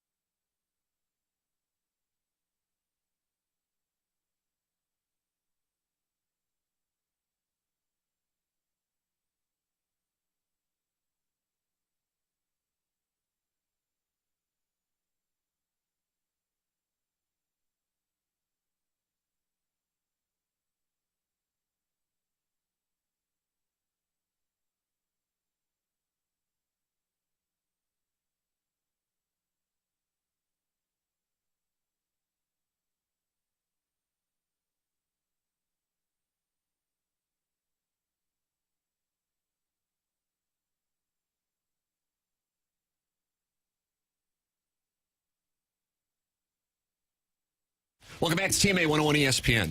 Doug, Michelle Smallman's right next to you. I saw her sitting over there. Hello, Michelle. Hello. Tim McKernan, Doug Vaughn, Michelle Smallman for one more segment. All right. We want to make sure we cover two things. Okay. And I get distracted, as you know. I've been over here snorting Adderall the whole time, trying to stay on track. ILL. I. What about that? Where'd that come? Like, we had high expectations as Missouri fans, but you probably weren't thinking this was going to go on, right? Going into this year. They were so much better than I expected. I thought that they would be good. I didn't think consistently top 25 good. Yeah. And, had they not had a couple stumbles through the season, we could have been talking about playoffs. Yeah, I mean, that Minnesota thing kind of sucks Minnesota, now looking back on it. Yeah, it sucked at the time, and it definitely sucks looking back on it. They had a great season, and I'm just so proud of what Coach Bielema has built there. And I really do think that he's obviously the right guy for the job, and that the best is yet to come. I think they're going to continue to build. But as you guys know, the landscape of college football is so wild, wild west right now that it's not just about, are you a good X's and O's coach? It's, can you procure the money needed in order to get the best talent that you can? And then, by the way, while they're in your building, can you woo them enough and make them feel special enough that they're not going to want to bolt for Mizzou or somewhere else? Exactly right. So it's a tough thing right now in college football for these coaches. There needs to be some guardrails put in place, I think. What'd you think of Bielema and Beamer on Tuesday? Listen, I am such a homer and that I'm going to stand with Coach Bielema all the time. I did happen to love the social media back and forth. Yeah. I thought Coach Bielema's like, great season. Happy New Year. I really appreciated that from him. But yeah, I could see how tempers would flare on both sides. Did you go to Illinois? Yes. Oh, you did? No, I'm just talking about them for no reason. Yeah, I went to Illinois. Proud Illinois grad. I figured you were a fan growing up in Illinois. I didn't know you went there. I went there, yeah. I went there. What did you major? Broadcast journalism. Actually, so you were committed to this nonsense from the get-go, just like me and Doug? No. I went pre-med. I wanted to be a dermatologist. And after say what you want about me. I think I have a high level of self-awareness. I know my strengths. I know my weaknesses. First class at Illinois, chemistry class. And I walked out of there being like, well, you're not smart enough to do this, nor are you dedicated enough. You're a party girl. You better bail immediately. And I did. I bailed as soon as I could. And I went to my advisor, and she was like, well, if you could do anything, what would you do? And I was like, well, our basketball team is so fun, and I would love to follow them around and write about them. And she's like, you're a girl with a deep voice, go into broadcasting. I was like, all right, okay. So you didn't show up at Champaign thinking that? Wow. Well, this may surprise you, but when I was growing up, there wasn't a lot of people that looked like me occupying a lot of sports positions. Yeah. People always say, like, oh, did you ever, know you wanted to be in radio? I was like, no, I didn't know any women or anyone that looked like me to where I could look at them and say, that's what I want to do. Representation is hugely important. Yeah. And, I'm so grateful for all of the women that open doors for me and for others, and hopefully I can pull up a chair for somebody else, Who have you developed a rapport with at ESPN as far as like your fellow coworkers who some of our audience members may know? Okay, let's see. Women or just in general? Anybody, but yeah, women too. Because I see you've talked about, I've seen you on social media talking about Elle Duncan, for example. You love her, Elle. right? Elle is a superstar amongst a galaxy of stars. Yeah. She's amazing and so cool and fun. So I'm based in New York out of the Seaport. So obviously a lot of the people that work there every day, I've gotten to know Molly Kiram, amazing. A person, though, that I never in my wildest dreams thought that I would get to have any sort of a relationship with is Mike Greenberg, who's been is that right? so Greeny. amazing to me. I cannot tell you how great Greeny is. He obviously occupied that morning slot for 17 years. He knows the rigors and the demands of what it takes to do that. And he checks in with me a lot because I see him at the Seaport and gives me advice, asks how I'm doing. He's so great. And you know who else has been so amazing to me and recently actually called me to give me advice on something unprompted, which I thought was maybe one of the coolest things that's ever happened to me, was Adam Schefter. Really?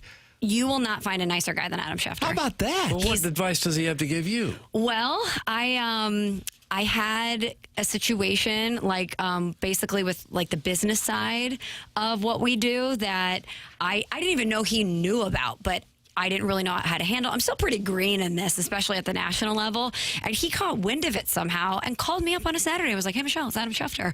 I heard about this. Let's talk about it. I think you should do X, Y, Z. And I was like, who is this? Adam Schefter? At first, he texted me. He was like, hey, Michelle, it's Adam. I'm going to call you shortly. And I thought, oh, no, what did I say on the air? Who did I have said in the NFL? Like, Adam is calling to give me a heads up that I did something wrong. But it was just out of his generous spirit that he wanted to call and help me out with the situation. How about that? And it worked out really well because of him. That's super cool to hear. Yeah, he's awesome. That's a great thing. So many great people at ESPN, though. Like, they always say, I mean, you guys know, you guys have worked together. It doesn't work without your chemistry. And so much of what we do doesn't work without chemistry and without people that are willing to be part of a team. And it really is true what they say. Like, the best thing about ESPN isn't the sports, it isn't the job, it's the people that you work with every day. And that's the truth. That's a great thing to hear. Yeah. That's a wonderful thing to hear. All right, you wanted to talk about the Cardinals before. What's going on? You got 8 minutes. We got 8 minutes. Okay. I have been doing this going back to 2000, doing television and radio in St. Louis, and I cannot recall a time in which the Cardinals are just essentially checked out of the offseason. Yes. In addition to fans being angry, the thing that I've noticed, Michelle, is fans are actually kind of apathetic about it, which I think is actually more dangerous than anger if people start to not care. Yeah. And I think that's kind of where we are, and I've never seen that in my lifetime in St. Louis. So I remember back in 2019 when the Cardinals were in the NLCS. Remember, they played the Nationals, and it was freezing outside. Do you remember how cold it was for that series? Nope. And Busch Stadium was not sold out. And I remember, because I had been in Bristol and then had come back to St. Louis at that point. And I remember a lot of my national media friends messaging me being like, oh, I thought these were the best fans in baseball. You guys can't even pack Busch Stadium for the CS. Like, oh, okay. And I said, well, getting the pulse of the fans, it's freezing outside, but a lot of people don't think that they're good enough to win this, so they're not going to spend the money to go. And I think that was kind of the beginning of like a slow burn of erosion for fan interest, because I try to explain this to my coworkers all the time because they don't follow baseball as intimately as we do here in St. Louis. I tell them making the playoffs is not enough for Cardinals fans. They really need to be competing for World Series championships. They need to be actual contenders. And the fans don't tolerate anything less than that. And it just feels like we've gotten to a point with this franchise that I've never seen in my lifetime, at least as a fully formed Cardinals fan. You know, maybe when I was a baby or younger it was, but I grew up in the Mark McGwire era, and then that was the Tony La Russa era. And it just feels like the things that we took such pride in as Cardinals fans, that it doesn't matter who we're playing, you're playing against the St. Louis Cardinals, and we are tough, and we're going to find a way to win. That edge that we used to have, it just feels like that is so gone. Not to mention that obviously the results on the field aren't the same. So I want to ask you guys, how do we get out of this? How long are we going to be this bad? There are I'm not taking questions. Okay. Doug is not taking questions. Yeah. I will field your question, Michelle.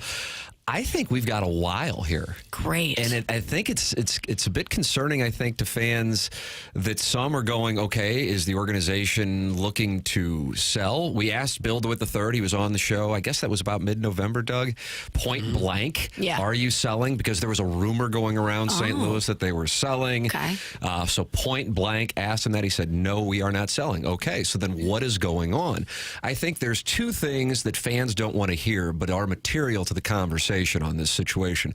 Number one, the television thing for the Cardinals has been a real problem. It's a problem from a viewer standpoint because we haven't been able to access games unless you're a cable subscriber or certain select platform subscriber. But they've lost revenue on that front. It's down from their deal with FanDuel Sports Network. So that's a problem because that's reduced revenue. And then secondarily, because the product hasn't been that enticing, as you made reference to 2019, their attendance is down as well. So they've lost revenue. In addition to that, their player development system is a disaster right now. So they're reallocating the revenue they do have to go toward expenses for player development, which means that they're turning their attention to the future. But in baseball, that isn't like something that you can turn around like a college football team in 6 months. This is something that's going to take some time. And I think sending off Nolan Arenado, which I feel like is inevitable, will be a moment for a lot of Cardinal fans where they'll go, oh my God, we are that team that they have never been in the Bill DeWitt era. Right. So you got to go back to 1996 to even look at something like this. So I think that this is something that's going to be sticking around for the next handful of years. Normally this time of year we get excited with hot stove talk. Yeah. And now you see teams signing free agents and trading players. And it's like, we're not even in the discussion. No. Like, nothing is happening. Nothing. Like, there has not been a move this offseason. No. There has not been a move this offseason. And the ones that are going to be coming are going to be selling. They're not going to be buying up players. The only move is, I guess, Goldschmidt signing with the Yankees. Yeah. Wow. So that's depressing. Yeah, it's unlike anything I've seen. And the other thing that stands out to me is the expectation now from the fan base that you talked about, where there used to be this championship expectation. The expectation is that you're going to not only be disappointed in what they do, but they don't trust the organization. And so there's a chasm in the relationship between the fan base and the organization. And I think nationally that would shock people. If you were talking to your cohorts at ESPN, they'd be shocked to hear that because St. Louis is synonymous with the Cardinals, like Green Bay is with the Packers. Absolutely. But right now, there is a real gap between the fan base's trust in the ownership and what they're actually getting. It's a different time than any time I've experienced in my career. Me too. And to your point, my coworkers one day on the show brought up, hey, we see the Cardinals are trying to offload Nolan Arenado. What's going on? They were floored by this because they haven't realized where the organization is, because it's still that brand. Yeah. It's still, this is the Cardinals. And they knew that they had a down year this year, obviously, because we follow sports. But I don't think they realized the depths that the Cardinals have gotten to. And I'm like, yeah, they're acting like the Pirates of yesteryear. It's got to be one of the four major sports leagues. It's got to be one of the most frustrated fan bases of all of the leagues. You're talking about, 125 plus franchises, the Cardinal fan base. I think nationally people would be shocked to hear that. But here, it is real life, either anger or apathy. And from a long-term perspective, the fact that people have had a tough time watching games, now they're just going, I don't miss it. And then when you combine issues with downtown St. Louis, and then the cost of going to a game, and then the product you're getting, you also reduce the short-term attendance numbers too. So I think that this is a big-time problem.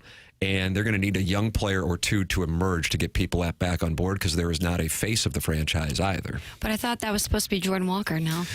Well, they kind of ruined him. on if I remember. tickets down in Memphis. So they sent it to the minors. Yeah. Michelle, thank you so much. Do 3 segments. I mean, thank you for I letting ran me hang you with you over guys. in the hallway this morning great. at like 6:52, and I said, would you mind coming in? And then the next thing, I take an hour of your time. And you've been up since 2:30. I told you 9, and that was my bad because I forgot I would have to cut a bunch of commercials and do our show planning for the next day. So sorry, I was late. No. I'm sorry I took you 3 segments, but thank you so much for joining us. Thank you. Thanks for having me, guys. On all your success. Thank you. Congratulations. And congratulations to you guys in the morning show Yeah, here. Doug, how about that? My old slot. Congrats. Yeah. Great to listen Tough to you guys. shoes to fill. You better believe it. Yeah. Not really. Well, they're heels, so yeah. Tough heels. Yeah. I do that in the privacy of my own home. Oh, that's hot. I didn't know that. Makes me feel pretty. Michelle, thank you so much for coming in and joining us. Really appreciate it. That's Michelle Smallman. Great to have her back here at 101 ESPN for the week. Design Air is a sponsor of our email today. Online at designairservice.com. Seth Goldcamp, the longest running sponsor on TMA, more than a decade. Design Air Heating and Cooling. And with the forecast over the next week, if you run into any issues with your heating system, make sure you go to designairservice.com. Doug's a client, Martin's a client, I'm a client, and they are the longest running sponsor on TMA. It's designairservice.com. That's Design Air Heating and Cooling sponsor of the email of the day here on TMA. Tim McKernan, Doug Vaughn, Jackson Burkett, Chairman Kurt with you. This is TMA, presented to you by Brown and Crouppen on 101 ESPN and the TMA STL YouTube channel.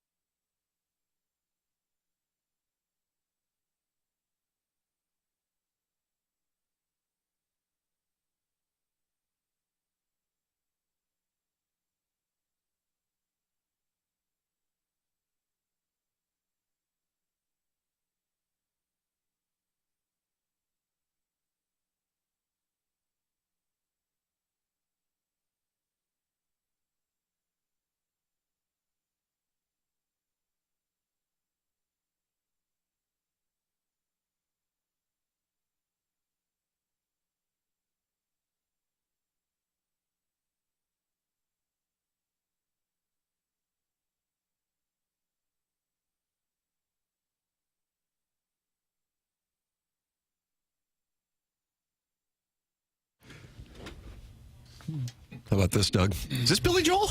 He's talked about Billy Joel residency with Michelle Smallman. And this is off the Innocent Man album, I think. Yep. It's definitely him. Lover man, where can you be? It's TMA 101 ESPN, Munganess, St. Louis Acura, Munganess, Burkhardt, Alton Toyota, 10 o'clock hour. Pleasure to talk it over with Michelle Smallman joining us in studio in the 8 o'clock. Isn't she great? She is. You know what she is? She's a delight. She really is. And she brought us together, and now we're going to dine at Cracker Barrel today. Well, look at the time. It's so late. It's 10:18. Time check brought to you by Clarkson Jewelers. What would you get at Cracker Barrel today? Oh, thank you for asking. First off, I would have biscuits with apple butter as an appetizer. It was just to lay a base, right? To lay a base. Right. And then biscuits with apple butter. I'd wash it down with a lemonade or two. Yeah, full sweet, please. Thank you. Yeah, no Splenda. And then I would get the grilled chicken sandwich on sourdough. You can hold the tomatoes and pickles, and then I'll take an extra order of steak fries to go with it just to help wash it down. Right, get rid of the vegetables. All right. More fries. All the salad, and then I might have another biscuit with apple butter just to help, again, wash it down. Digestion process. Right. Now, I like apple butter, but I've never ordered it in a restaurant. I don't think I've ever had. Is that just obliterated apples? It's hard to describe. It's like a dark color. It tastes good. Why is it dark? It's more like jelly, really, than butter. I like jelly. It's a sweet treat, bro. That's what it is. I'm sure I'd like it. Cooked fruit. But, yeah, Cracker Barrel's fun. You don't have that in New York. That's exactly right. Probably exactly not. Right. Probably not. That's their loss. So it was great having Michelle and Charlie Marlo with us in the 8 o'clock hour, and Bernie Federko as well. You want to podcast the show? The podcast is brought to you by Schaefer Door Company. That's Jason Gosrow's company, Doug, and we're big fans of his. You used his business when your garage door broke. I absolutely did. I thought I was going to need a whole new garage door. No, they came out to take a look at it.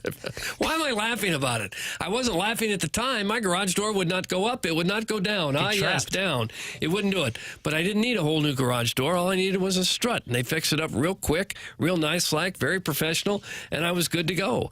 If you have any kinds of problems, this is what you ought to do. In fact, you ought to write down the name on a Post-it note or something and put Schaefer Door right inside that garage so that whenever something goes wrong, you'll remember who to call. That's Schaefer Door, and here's the number, 636-782-3608. They service all kinds of garage doors, and they do new installs with LiftMaster. LiftMaster garage door openers are strong, quiet, and versatile. They also do those huge warehouse doors. Maybe you have a business with these big, giant garage doors. Yes, Schaefer Door is experienced in handling those jobs as well. They're big enough to get any job done, small enough to talk with an actual person when you call them with a problem. The service techs are not commission-based. They're not going to try to sell you something you don't need. They just want to get in there, get it working perfectly, and move on out and make you happy. Again, their number, 636-782-3608. Schaefer Door is a LiftMaster partner. There it is. Schaefer Door, sponsor of the podcast here on TMA. Design Air is the sponsor of the email today. You can send yours in to compete the morning after at InsideSTL.com. Brand new month. So you might sit there and go, how can I possibly compete with Buck Swope? He's the Milagro Tequila Listener of the Year. He won more emails of the day than anybody else in 2023. Brand new month. Nay, brand new year. This is your time. Up there, it's their time. Down here, it's our time. It's our time. Goonies. Right. I watched that with my 7-year-old last Okay. night. He loved it. Enjoy it? Couldn't get enough of it. Very scared by sloth initially. Yeah. Very scared by sloth initially. Yeah. But appreciative of the work Sean Astin did. He would later play Rudy. Sean Astin. That's what your son said? And It was always unappreciative. Sean and he would later break through the Georgia Tech offensive line and sack the quarterback and Rudy. What's the little dance the Huskier fellow does in that? Is that the Truffle Shuffle? That's right. That's correct. Wouldn't you be able to do the Truffle Shuffle in 2025? Not with a child actor. That's pretty crazy. Yeah, no, I don't think. Isn't it funny to see a fat kid with his belly jiggling? That's just funny. See, Charlie's pro truffle shuffle. Yeah, I don't know. I think you'd have to, probably not. But with like a grown adult, yeah, probably. Just not probably the child actor. All right, Doug, here's our deal. We'll watch Georgia Notre Dame, then we'll watch Goonies, then we'll get a nightcap at Cracker Barrel. Well, we're eating dinner at Cracker Barrel, not lunch. This is dinner now. Have you been lately, Tim? I have. Well, I wanted to. I'm dead serious. I will drive, and it's such a turn on for my wife. What do you want to get for dinner? I'd like to drive and pick up Cracker Barrel. Oh, and she's like, let's just go straight to the chambers. But they used to have the grilled chicken sandwich on sourdough, and they got rid of it. I was going to say I pulled up the menu. I was going to order ahead for you, but I didn't see. You're the going? What? No, he's just going to get it for me. I was going to get it for Tim, but I didn't see the grilled chicken sandwich on the menu anymore. And I was trying to guess what Doug would get, and I landed on Grandpa's breakfast. What's in that? Yeah, what does that entail? I closed it out. I'll get it back. Steel cut oatmeal, I bet. Sounds heavy in sausage and bacon. I don't need that stuff. I'm curious now what that.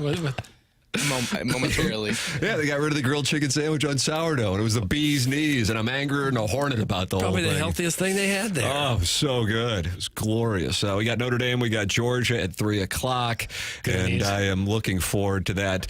So the game initially was going to just be moved to the kickoff of 7:45 Central Time, like it was going to be on New Year's Day before the tragedy in New Orleans.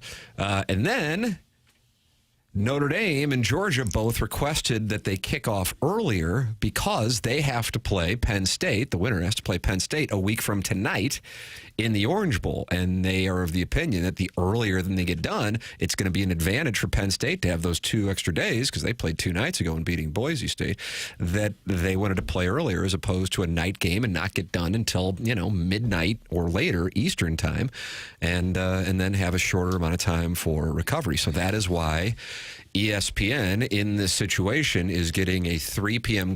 game time on a day that probably for a lot of people is not a holiday. Right. So the numbers, even though you have 2 premier programs, may not be what they would have expected had this been the normal Sugar Bowl kickoff time. Kind of surprising that just a few hours would make that big a difference. I guess maybe it would. Well, if you're thinking about it, you don't land back in your campus until probably 1:30 or 2 Eastern.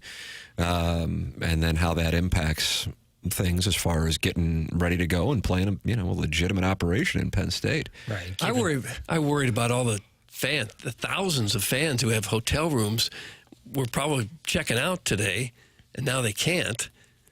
And you wonder what kind of logistical nightmare is going on down there right now. In addition to that, are you aware where the Super Bowl is this year? Yes. New Orleans. How about that? Mm-hmm. Yeah.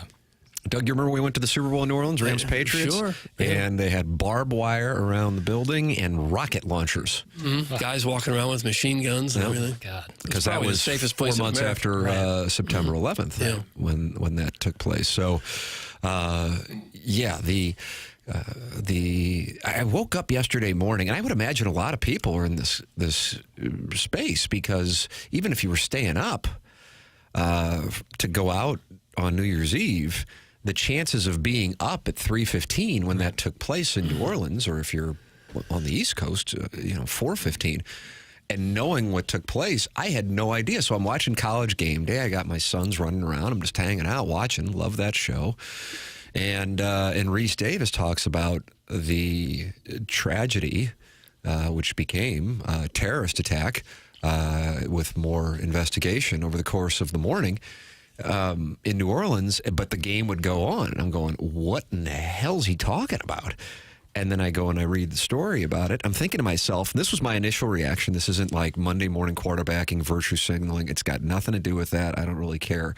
I'm just telling you what my thought process was. I then read about it. I go, I'm really surprised they're just like, and the game will be played. I'm going, I'm surprised by that, in part because if it is a perceived terrorist attack, that they're that confident that, there isn't more coming. And then later in the morning in Las Vegas, you had right outside of the Trump Hotel in Las Vegas, an Elon Musk design Cybertruck set to blow up right in front of the Trump Hotel in Las Vegas, and you're going, okay, is there more going on here? So that surprised me, and then eventually, a couple hours later, they announced that they were postponing the game. Later on in the afternoon / early evening, they announced it would be a 3 p.m. Central kickoff time. Were you surprised by that? I don't know if you were. I'm watching so much college football stuff. I know you've got. Surprised that they thought they were going to play initially? That's correct. I and again, I'm not chastising, saying, what are you doing? I'm not doing that stuff because we have information now that they didn't have then. Right. So this is not give me your likes. This is just an observation that with something of that magnitude, I was surprised that it was just going to go forward without any question. And then once they said that there could be other explosives around the area, that's when they decided to temper it. And both Georgia and Notre Dame spent most of the day in their hotel rooms. It was probably a matter of the powers that be running the game finally got a real good feel as to what happened and what was going on before they decided to move it back. Because that's a big thing to do, to change the game. They probably just wanted to be really sure about the scope of everything that was going on. Right, and rightfully so. You got to, you exhaust every single option when you're doing stuff like that. It was terrible. With the television dollars that really do fuel this whole thing, I mean, the television dollars, the reason the Pac-12 does not exist, all due respect to Washington State and Oregon State, that the fact that Oregon was concerned about the television dollars when they were talking, I think it was Apple TV, about their television package. That's why they bolted to the Big Ten, and then Washington, USC, and UCLA followed suit. That you go from a 7:45 kickoff Central Time on New Year's Day, a game that I think was right there with the Rose Bowl as far as anticipation goes, to a 3 p.m. kickoff. Again, I understand it. This is not a complaint. I'm just saying there's no way to prepare for this. We're going to have a terrorist attack. We can't play the game, or we got to change the kickoff. It just has a material change to it. And then the fact that both Notre Dame and Georgia wanted to kick off earlier because they're like, we got to get back to South Bend or Athens, and we have a handful of days to put a game plan in for Penn State. I would imagine there are members of the coaching staff already on both those staffs who are already turning their attention to watching film of the Nittany Lions. This is a pretty quick turnaround. This is a different ball game than previous college football seasons. Usually you play your bowl game and that'll wrap it up. Different deal now. So Notre Dame, Georgia, 3 p.m. kickoff today. The winner gets Penn State a week from today. Texas and Ohio State is already set. That will be Friday night in Dallas for the Cotton Bowl. And then the winner will play on Martin Luther King Day. And you will have, no matter what, you got a playoff where you're going to have blue bloods playing each other for the championship. There's no way around it. Yeah, and the Ohio State-Texas might be like we've talked about before, and I think it's to a much lower scale, but like, what if LSU's offense from 2019 could play that Miami Hurricanes team from the early 2000s? Like, what a clash of strengths that would be. I think Ohio State's offense going up against this Texas defense is in a similar vein. Obviously not to the level, but up there. Yeah, Texas's defense especially, we've seen it so many times when teams get inside that 2-yard line. Just God bless trying to get into the end zone. Scadaboo was able to do it with the help of his offensive lineman yesterday. But Ohio State, I think, is at its best when it's throwing the football around. And I'll be intrigued to see what kind of pressure they're able to get on Will Howard with that Texas defense. And I would imagine Ryan Day will be throwing often to Jeremiah Smith. If Ohio State plays anyway like they did against Oregon and Tennessee, I don't think they'll have too much trouble with Texas. I don't. That's my hot take. The 6. I think so. You're gonna lay the 6. Would you like to see Notre Dame win today, or are you anti? Yeah, I would, just because Georgia's had its moments here the last couple of years. Jackson, who do you want to see win? I think Notre Dame would be more fun.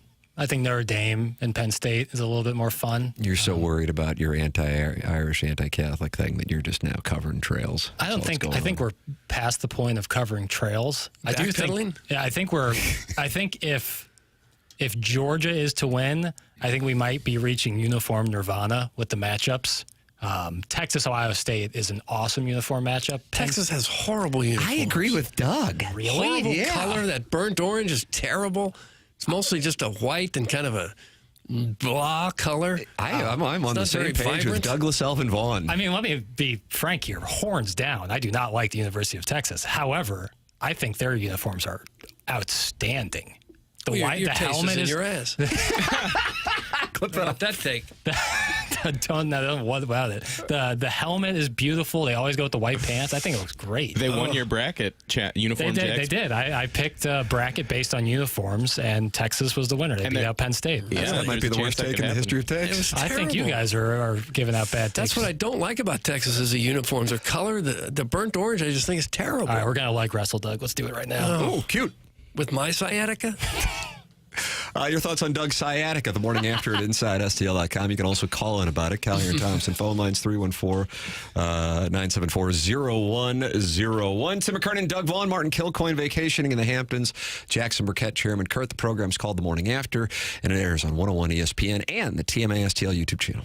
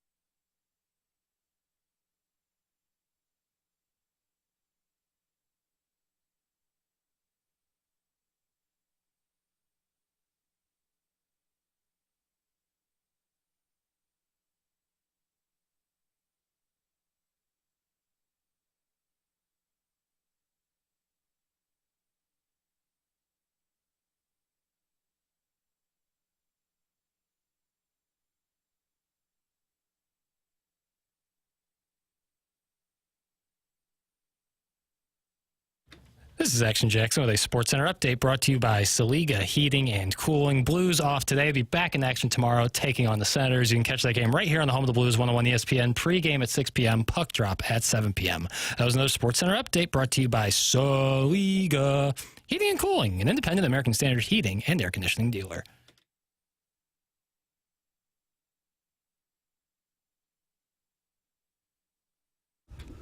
Welcome back. It is the Morning After. The show is presented to you by Brown & Crouppen, and we are in the Munganess St. Louis Acura, Munganess, Burkhardt, Alton Toyota, 10 o'clock hour. And coming up here in about 10 minutes, we'll have our Design Air Heating and Cooling email of the day. It's the first email of the day of 2025. Who will claim it? Is it still Buck Swope's time?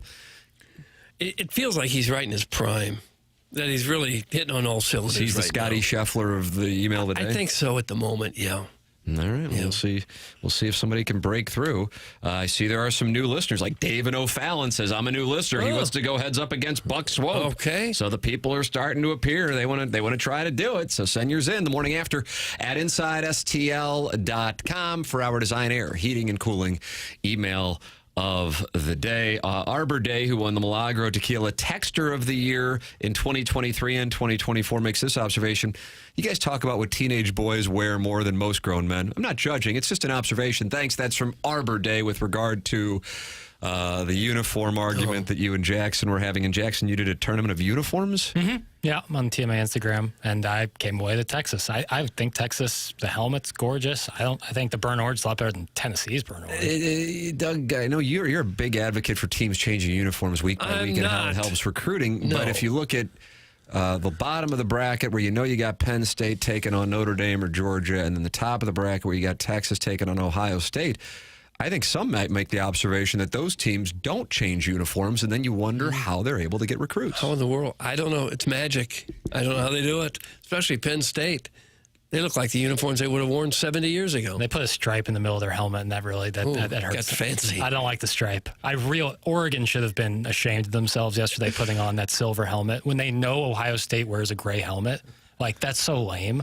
That jersey they wear is cool. Like, that kind of like throwback. the little duck. There was a little cartoon. Yeah, it's a little Mighty Duck-ish, and I like that. And I think that's a great-looking jersey with white pants. Go white helmet. Go green helmet. Don't go silver helmet with the wing thing. That's ridiculous looking. Yeah. Wear a white helmet. Okay.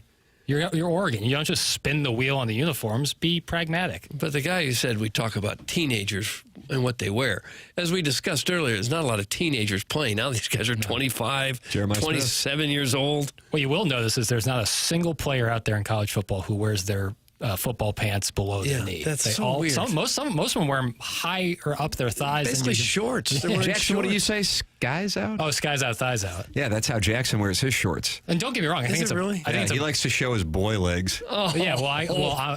People have talked to me that I'm all leg, and so when you're all leg like me, you want to show it off. I think I have the torso of somebody who's 6'2", but the legs of like Mickey Carroll. Top tall is what drama would call you. Is that high waisted? No, I'm high waisted. I'm tall high-waisted. legs. Yeah, long. Something happened with my skull and my legs, but my torso's the bee's knees. You're like Mike TV after he got out of the taffy stretcher, except it was only from. Well, I wanted an obscure reference, but I caught it. You're talking Charlie in the Chocolate Factory with the grandparents who swung?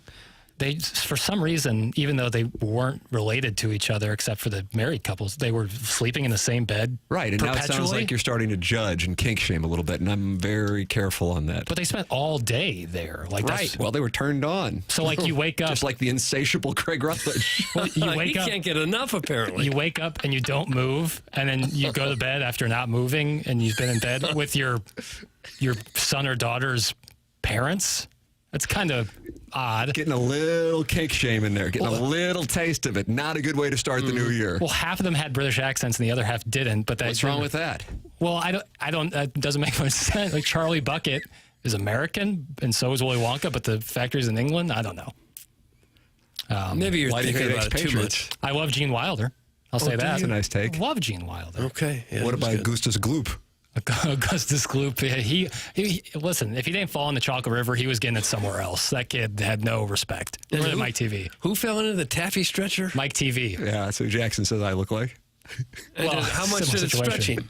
Well, he, in the Johnny Depp remake, he walks out looking like Victor Wembanyama, like he's about 7'6". Oh, really? Yeah. More NBA grooming. So it works. Slightly, though. It works. Apparently. Stretching. Taffy stretching. Yeah. Oh, Johnny Depp, what are you doing? When was the last time you ordered some taffy? Oh, man. Saltwater taffy by the beach is one thing. Oh. Won't it just pull your teeth right out of your mouth? Yeah, but there's a lot of things that can do that. Like, I like a milk dud, but that's not great for dentistry. Make it stop! What do you mean? All these critiques about what 300-pounders are wearing. It's like St. Charles fall/winter. That's from Arbor Day. He's the Milagro Tequila Texter of the Year. He's trying to make it 3 straight years, and I think he's off to a great start in 2025. This guy doesn't like when we talk ball. Like, I'm sorry. Like, this is what we do. We talk ball, and sometimes that involves the uniforms. I think it's an important element. I do, too. So what would be the best uniform matchup for the championship game? Jackson's going to say something Texas. I think Penn State, Texas. I truly do. I think Penn State, but I don't think Penn State, Ohio State's a bad one at all either. Although I'm not crazy about. I Ohio think State. Notre Dame, Ohio State might be the best. I mean, no matter what, you're getting a really classic matchup. You know, and Ohio State, in fairness, they wore the red pants against Tennessee. That looked goofy, so they changed up a little bit there. How about that, Doug? Probably got a recruit out of that. Yeah, they looked like Ohio State yesterday. They sure did, and they looked great.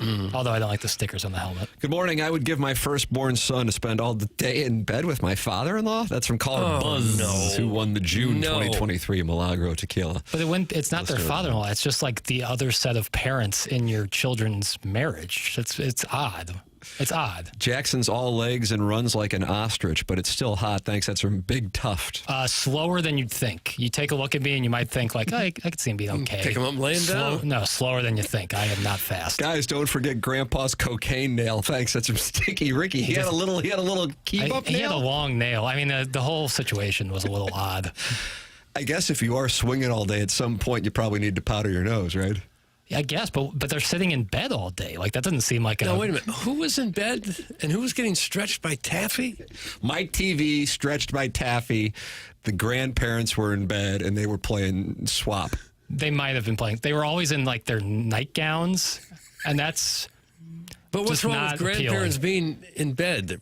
All, like, perpetually, though. Like, only. Like, every scene you saw, the grandparents were So you clearly haven't seen the picture. I have not seen You've never seen Charlie Jackson's about to judge you. I hope you're with okay Gene with it. Wilder? No. Seriously? I don't watch movies. How about we watch that, then we watch Georgia Notre Dame, then we go to Cracker Barrel. I'm not watching this Taffy stretching movie. The grandparents shared one bed. Yeah. 4 people in one bed. It was one bed, and so the husband and wife sit next to each other, and then their feet would touch the other parents of the mother or father, it doesn't really matter, on the other side. And they would just talk and converse and I guess eat all in that bed. I mean, seriously, what would your backside look like? It would be one big rash. You can't sit in bed. When did they change the sheets? I don't know. Again, I have some questions. And then Grandpa Bucket had a cocaine nail. Gene Wilder was there. Willy Wonka was doing something, that river scene when they're in that boat. Yeah, no. Scary. That was more psychedelics then. But Grandpa was all hopped up on white. When he found out that they were going to the factory, I wouldn't put it past him. He got up and he was doing the whole. He looked like hence the nail. It was like singing in the rain. You know, they didn't have keys because they never left the bed, so they had to use the nail. I don't this think is all making sense if you pay attention. And it sounds like you don't pay attention. Marcia's burner has made an announcement and he's made a declaration of war. I am coming for Arbor Day's crown this year. Marcia's burner wants to be the Milagro Tequila Texter of the Year. Where's Great Babe Auto Detailing? I mean, you talk about 3 heavyweights right there. If you have Arbor Day going up against Marcia's burner and Great Babe Auto Detailing, Doug. Yeah. Watch out. Here comes Suckboy Tony. Yeah, I hope he doesn't enter the fray.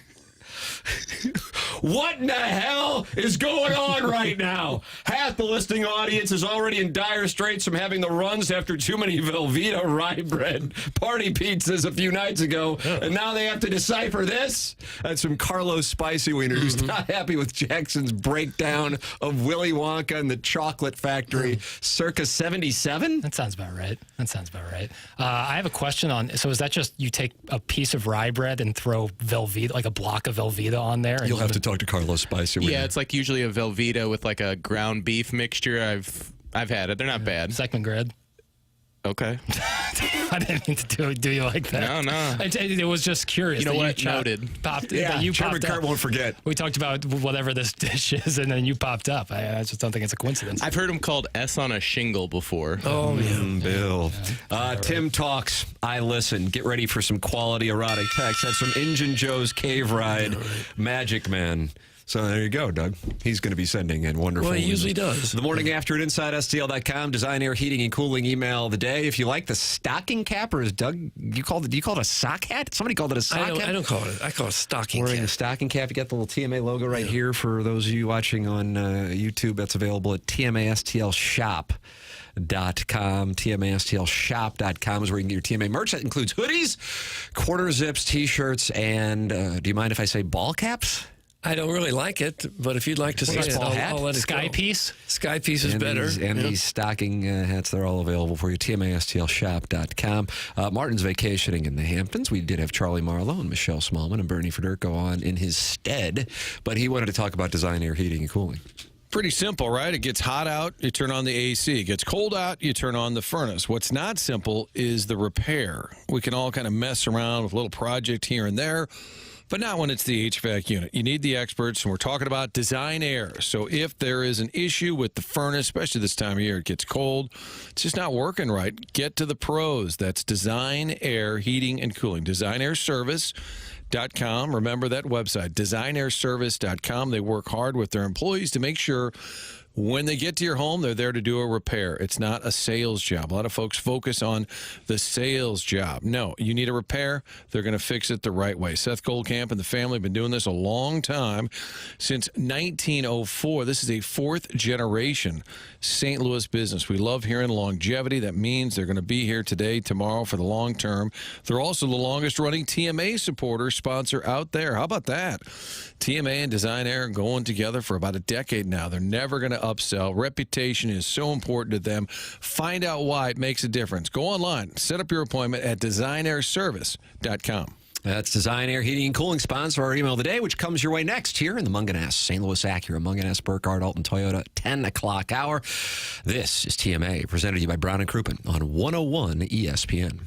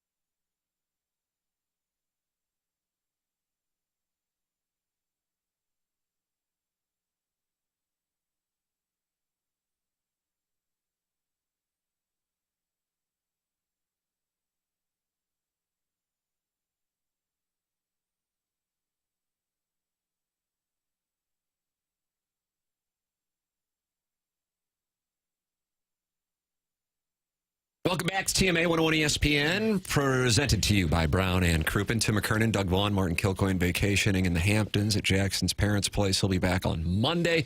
Jackson Burkett's on the ones and twos. Chairman Kurt, I didn't know, Chairman Kurt, you did tweet out in reference to Chris Chelios calling St. Louisans hillbillies an actual Gallup poll. Doug, you did tweet out a Gallup poll. You can't do it. The Gallup organization has to do that. No, I got the okay from George Gallup. Oh, yeah, we said, is St. Louis a hillbilly mecca? And with 230-something precincts reporting, it's a close race. 56-44 says no. Wow. How about that? Doug, 44%, however, the voters do say it is a hillbilly mecca. Is there a major city in America that would have more hillbilly? I come probably from one of them, so where? Imperial. Well, I mean major city. Oh, shout out Imperial. Like an NFL city or a Major League Baseball city. Like Nashville, would that have more? Not anymore. Nashville's got cash money now. Not anymore. Oh, man. Yeah, Oklahoma City? I don't know. And you love the Thunder? I think everyone loves the Thunder. See, Doug, everyone loves the Thunder. Okay, I don't know about that. I don't know. Swinging package of dynamite named Sassy Cassie. Yep, I love the sound effect. Blown up in the air in one of those tornadoes down there in Oklahoma. Stephen Wildwood, the Milagro Tequila Listener of the Year in 2023, is playing Harbortown, and he just met my parents out there on the first hole and sent a picture with my parents. God bless. And he texted in, since you boys bet the over on 107.5, the number I set for his score today. Yeah. He got on in regulation on number 1. So I'll just operate on the premise of a 3-jack. So that's a bogey. Okay. But hey, you guys are going to lose some cash to Stephen Wildwood. I don't know. $1,000 a man? Is that what this was? Long way to go. 17 holes to play. A lot of water. Sometimes the Number first 1 hole is Harbortown's pretty a easy. gentle handshake, Doug. Yeah. It's a gentle handshake. Number 2 is a gentle handshake, too. The first hole should be easy. Agreed. You just like a getting gentle started. handshake? Yes. You know what's the worst? Par 3 on the first hole. Where's Lame. a par 3 on the first hole? Played a course in Chicago that had that. It was a Medina. decent course, Cog Hill. And it was a par 3 to start. And I was like, not good. Over water, too. Oh, no. That's going to put the man to the test. Yeah. Stephen Wildwood answered the test. That's what he did. Well, I suppose for a lot of people it might be better to hit a 8-9 iron or wedge off the tee for when you first warming up rather than take your big swing with the driver. Jackson, unfortunately, has to use like a 5 or 6 iron, though. Yeah, it's He's true. got an open club face coming through. He's going to work on that in 2025. Buy stock in Jackson and buy stock in Patty Maroon and Biz Nasty being the next Shaquille O'Neal and Charles Barkley. That's what I get. Look at him doing his moves. Working on your swing now. What a treat for the audience watching on YouTube. Arbor Day has responded to Marcia's burner regarding the Milagro Tequila Texter of the Year. He says, I'd like to vote for Marcia's burner. Anyone who actually wants the Texter of the Year award probably needs it in their lives. That's from Arbor Day. Well, there's some truth So to shots are being fired. Ladies and gentlemen, it's time for the Design Air Heating and Cooling Email of the Day. Ow! We never got the timing right. I shot him down at the Dotem Open. Then he shot me down at the TMA Awards banquet. I just figured it wasn't in the cards until today. I was working my day job at the Fenton Cracker Barrel. Up came driving a LeBaron convertible. Out pops a khaki tall drink of water. I'm on my 10:30 break. I want to make reservations for me and a both handsome and perfect coworker. I replied, give me a minute. He said, I don't have a minute. I'm a St. Louis pseudo-celebrity. Got to get back on the air. Then decided to take his frustration out on me. I'm going to give you the TV lights treatment and put my hog real close to your face. We don't need that talk. The heck with my sciatica. I'm going to separate church and state. What's that mean? And by church and state, I mean your butt. Okay, that's enough. That's from Lee, and then the middle name is Key, and then the last name is Rear. Oh, Lee Key Rear. Morning, boys. Newish listeners, since you usurped the morning drive, and like Martin, it took me a while to understand the show. But I get it, and I enjoy it.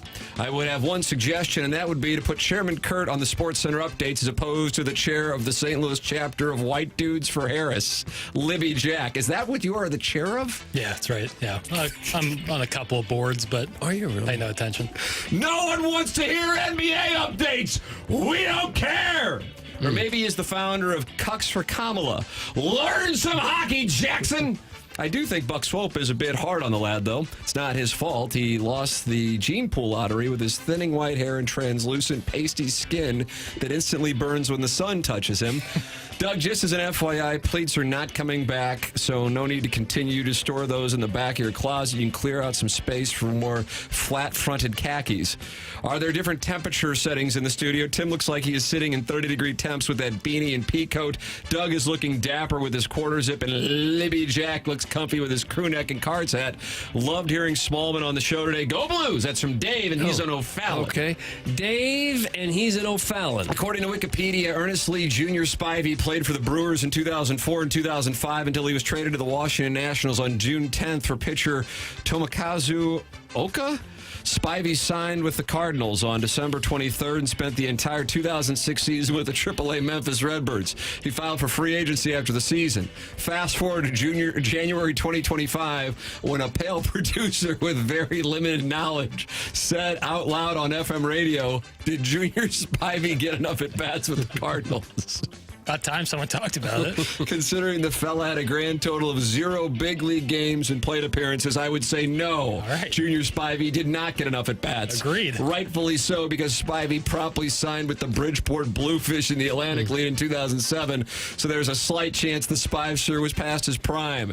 Here's an idea, Jackson. Unless the Jason Tatum or the 2014 Mizzou basketball team comes up, just sit there quietly while the big boys talk. Oh, by the way, Tim, the gray stocking cap is making my loins tingle. Happy New Year, everyone. That's from the JV golf coach. JV golf coach. And finally, Sadie Hawkins, Doug, the Blues and their traveling fans who Chris Chelios labeled hillbillies by not calling them hillbillies, went up to Chicago on New Year's Eve and took the Blackhawks measure at Wrigley Field 6-2. Libby Jack not going to be much good to us as he's exhausted from monitoring the forecast all week. Not for Chicago, where they were playing hockey outdoors, but for Pasadena because he has a recurring scheduled emptying during the sunset at the Rose Bowl every January 1st. On the field, there wasn't much to Oregon fans to pleasure themselves to as the previously undefeated Ducks were blown off the field by Ohio State. But I think the lead is that Tim McKernan is reporting for the 11th straight year of the college football playoff. No team will be undefeated and national champion. Is that a new report? What about Jim Harbaugh's bunch who cheated their way to an undefeated national championship less than a year ago? What about Joe Burrow's LSU? What about the Clemson team that trolled Nick Saban post-game by channeling Suge Knight at the 1995 Source Awards, comparing Saban to P. Diddy? Oh, Tim just misread a joke by Brett McMurphy saying an undefeated team still has never won a national title in the 12-year college football playoff era. You see that? He's being funny. What's not funny is the state of the 2025. We're sitting this one out Cardinals. We're stuck in no man's land where they refuse to admit they're rebuilding when everyone knows they're rebuilding, won't take on payroll to improve their roster, but can't execute any salary dump trades either, and are managed by the same underqualified manager who they awarded an extension to for no reason following their worst season in 33 years. Doug, that's Buck Swope, and that's what we have for the designer being today. I wanted to give it to David O'Fallon because he's new, but Buck had the best email. I got to vote Buck Swope. David O'Fallon. Chairman Kurt.